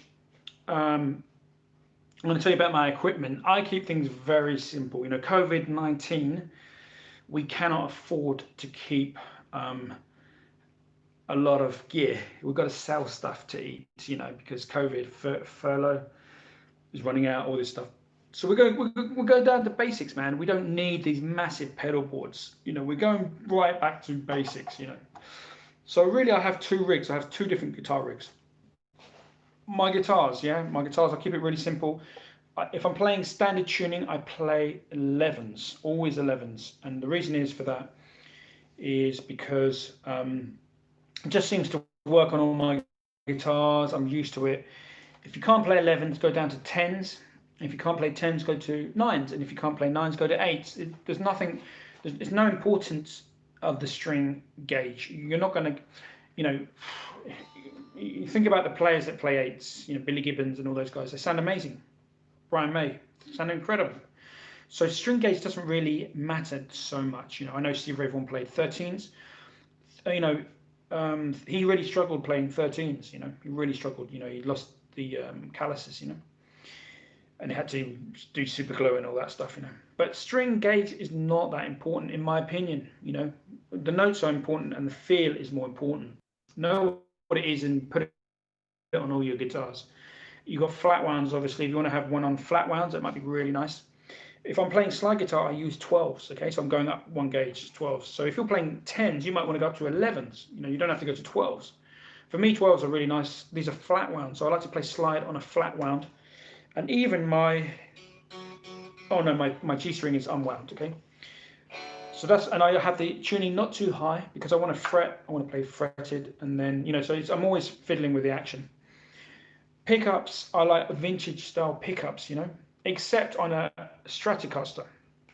Okay, very important thing, which I like. There's a guitar player called Matt Schofield, who I used to know way back when he first started, and we met a couple of times, and he told me he had a pickup in the bridge which had a Telecaster plate on it, and So it's kind of essentially a Strat pickup, but it sounds like a Telecaster bridge pickup. And for me, that works really well. I'm going to show you my amplifier in a minute. With my amp, that makes a Stratocaster on the bridge sound incredible. It sounds like a Telecaster, because I personally prefer a Telecaster bridge pickup to a Strat bridge pickup. And what I'm doing is, if I'm changing between a Strat and a Tele during the night, having that bridge plate on the bridge plate, the bridge pickup plate on a Strat makes it sound like a Telecaster. So when I'm changing the two guitars, you're not going to hear much of a volume drop. So that's something I like to do, and I got that from Matt Schofield, so he's a great player. What else? Yeah, I'm playing vintage pickups, and that's really it. You know, good vintage pickups. It could be Lindy Freyland, it could be Seymour Duncan, it could be Mojo, it could be Monty's. I don't know. There's so many. You know, Oxford. Doesn't really matter. You know, pickups aren't that important. You know, your fingers are more important than pickups. You know, just get any good pickup. You know, but you know, think about, if you want a vintage sound, you know, maybe you want a high gain sound. Remember that Mark Knopfler played EMGs, and he sounded incredible with his Pentasure through EMGs. So I always say pickups are not that important. People put a lot of importance on pickups. For me, fingers are more important. Okay, so that said, then I have a very simple setup, very simple indeed. Like literally, this is my pedal board. This is my pedal board. I have like a fuzz pedal, and I have an overdrive pedal. That's it. This is a fuzz face, which I use a lot. I love this. And I have an overdrive pedal. It is a TS9 pedal, no, any TS9. That's it. That's what I have on the floor. Then everything else is up here. I have a delay pedal. This one here, which is Crucial Audio slapback, but it gives me Quicksilver. Okay, guys, let me tell you this. These are hard to find. If you find one of these, buy them. They are the best ambient delay ever made. They're super rare now because, I don't know, the guy's not making them, but it's called a Quicksilver delay. Very rare. Guys, but you know, I see them for £100 on Reverb. This is an incredible, you know, Ry Cooder uses it. I love this for an ambient delay, like a longer delay, but it does a slapback. But the longer delay on this is incredible. It's the best sort of, you know, ambient delay I've ever heard. Quicksilver. Yeah, Quicksilver. Yeah, the Crucial Audio uses two preamp tubes. So basically that's it. I use that pedal. What we got here? Now, if I want a clon sound, I use this. This is £15.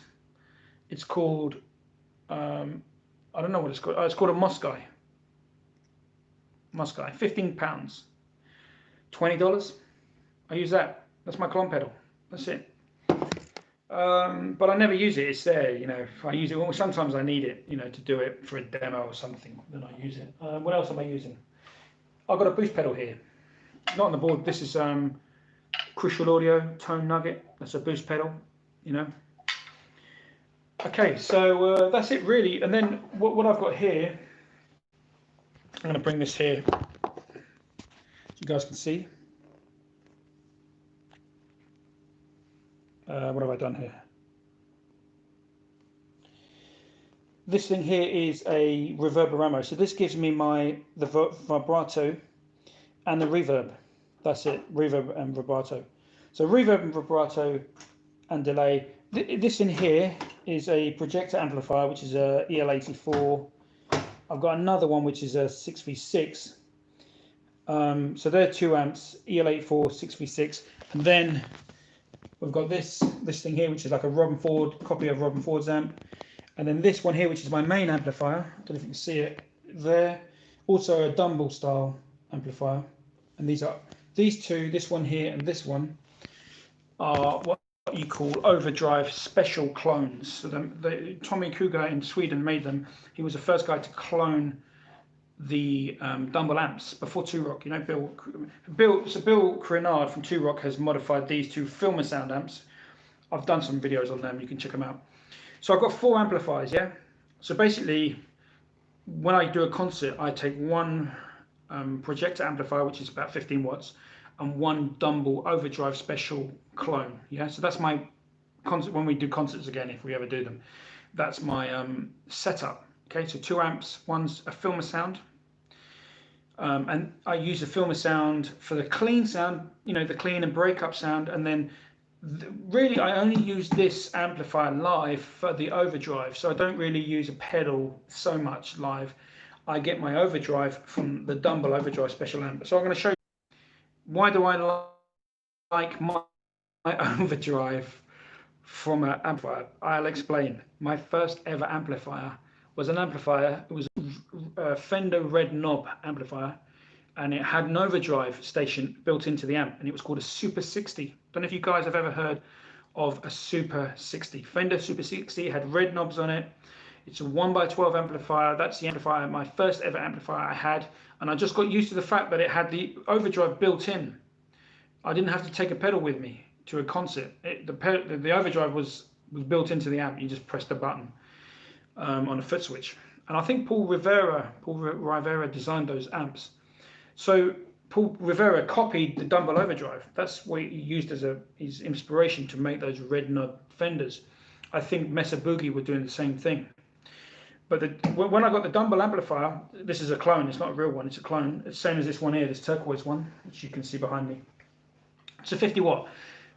I started using them again for overdrive, especially slide guitar. Check this out, guys. So I'm going to be on this pickup here now. I'm going to play the overdrive from the amp, not from a pedal.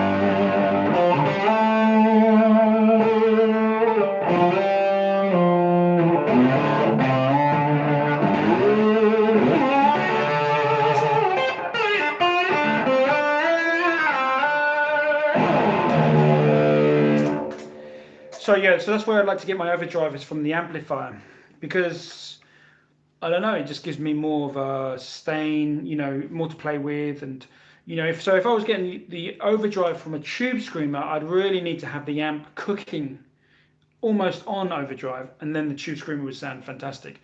So I use the tube screamer, the pedal I just showed you. I use that when I'm using my filmer sounds. If I'm doing a concert with just my filmer sounds, that's cool. But if I can, I take this amp here, or the turquoise one here. I take this one, and that just does overdrive. That's all it does. And for my clean sound, I use my projector amp. Okay, and then I have a delay.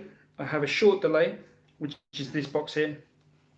I have a ambient delay, which is this one, and then I use the reverberamo to give me my reverb, my vibrato, and that's it. I keep it very simple. I think but you've got a lot of effects. You've got overdrive there.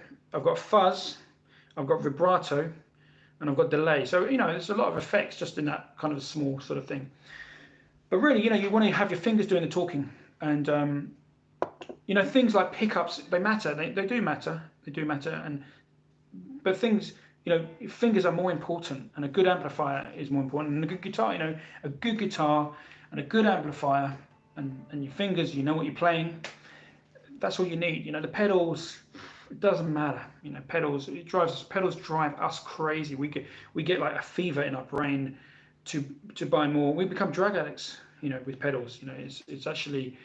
It becomes a currency. It's like we're dealing in money. We're buying and selling pedals. I've got to sell this pedal so that I can buy that pedal, and I need this pedal because this is the new pedal that's just been released. I need it. I need it in my life. My life is not complete until I get this pedal. Whereas the important thing is the guitar and the amplifier. That's it. Nothing else matters. Even the cable. Who cares what cables you use? I've seen amazing guitar players use really shitty cables and sound amazing. So, think about the guitar, think about the amplifier, a few effects, spring reverb, man. Do you need a digital delay? Yeah, probably. Yeah, you probably need a digital delay, some kind of a spring reverb, because spring reverb and the amplifier, it's got a history, it's got a heritage. 24-bit reverb sounds shit. It sounds realistic, but on guitar it doesn't work. It sounds shit. Even Tommy Emmanuel and Gary Moore use 16-bit delays because 24-bit is too realistic. It just doesn't work on guitar. If you want to use a digital reverb, make sure it's 16-bit. Make it a bit lo-fi. Keep your gear simple. Keep the pickup, good quality guitars and all that sort of stuff. So let's do a few final shout-outs. I'm going to do a few final shout-outs. Thank you to Elvis, my friend, who's on here, amazing guy. Thank you to who else? All of you guys, man, for coming and checking out this live stream. I haven't done it for a while, but you know what? I'm going to try and improve the technology and do these a bit more regular because you guys are so cool. Sorry, BMO just asked me speakers choice. Okay, I can tell you about speakers. Okay, speakers, guys, speakers, they are important. Now, for that amplifier there, I'm just using is an Altec Lansing 417 because it's a Altec Lansing speaker. So historically, that's what I'm using is an Altec Lansing speaker. But if you want to ask me what are the best speakers in the world, I will tell you Celestion speakers are the best speakers currently in the world. You do not have to look any further. Celestion, the technology is amazing. It's a one thing. Speaker for me is a one thing that you need to buy new. And speakers have got better. So they even Celestion do a really lightweight speaker. If you want to, like me, I want to build like a little combo, which is very super lightweight, and I want to get one of their new. They're expensive, but they're new lightweight speakers. Dumble is using Celestion speakers. Celestion, they're the best. They're beautiful speakers. You don't need to. Sorry, no offense to other speaker makers, but I lived in Essex, and a place called Ipswich is the nearest town to me from Colchester. I was born in Colchester, and Ipswich was like 15 minutes by car. And Celestion come from Ipswich. If you look at old speakers, they say Ipswich, Suffolk, England, so there we go. So thanks, guys. Let's just do a final roundup of some beautiful messages you sent me. Jason says Ramon is living proof. We don't need lots of gear. Just don't let my wife know. Yeah, don't keep this a secret, guys. Don't let your partners know that you don't need a lot of gear. Crazy. Don't tell them. Martin, how's it going? Had a low day today, but this has really cheered me up. Hey. Pleasure is mine. Thank you, Martin. Paul Earring of Stomp Box Steels. I believe I saw a show with your brother on bass. Could you please bring him back on? My twin brother is an incredible bass player. He's far better musician than I am. I'm going to bring my twin Joe on very soon again. I promise. Johnny, yeah, neodymium are the lightweight speakers. Johnny, God bless. Speak soon. Bertrand, au revoir. Hugh, take care, mate. Dwayne, take care.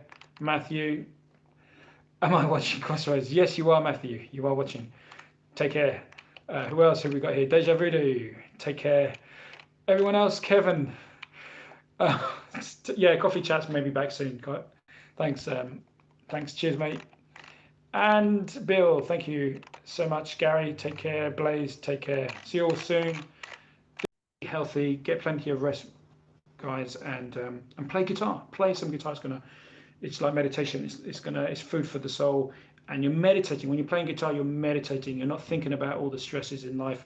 It's a beautiful thing. Play more guitar. It's the same as meditation. God bless. On that note, take care, guys. Good night. Stay safe. Bye-bye.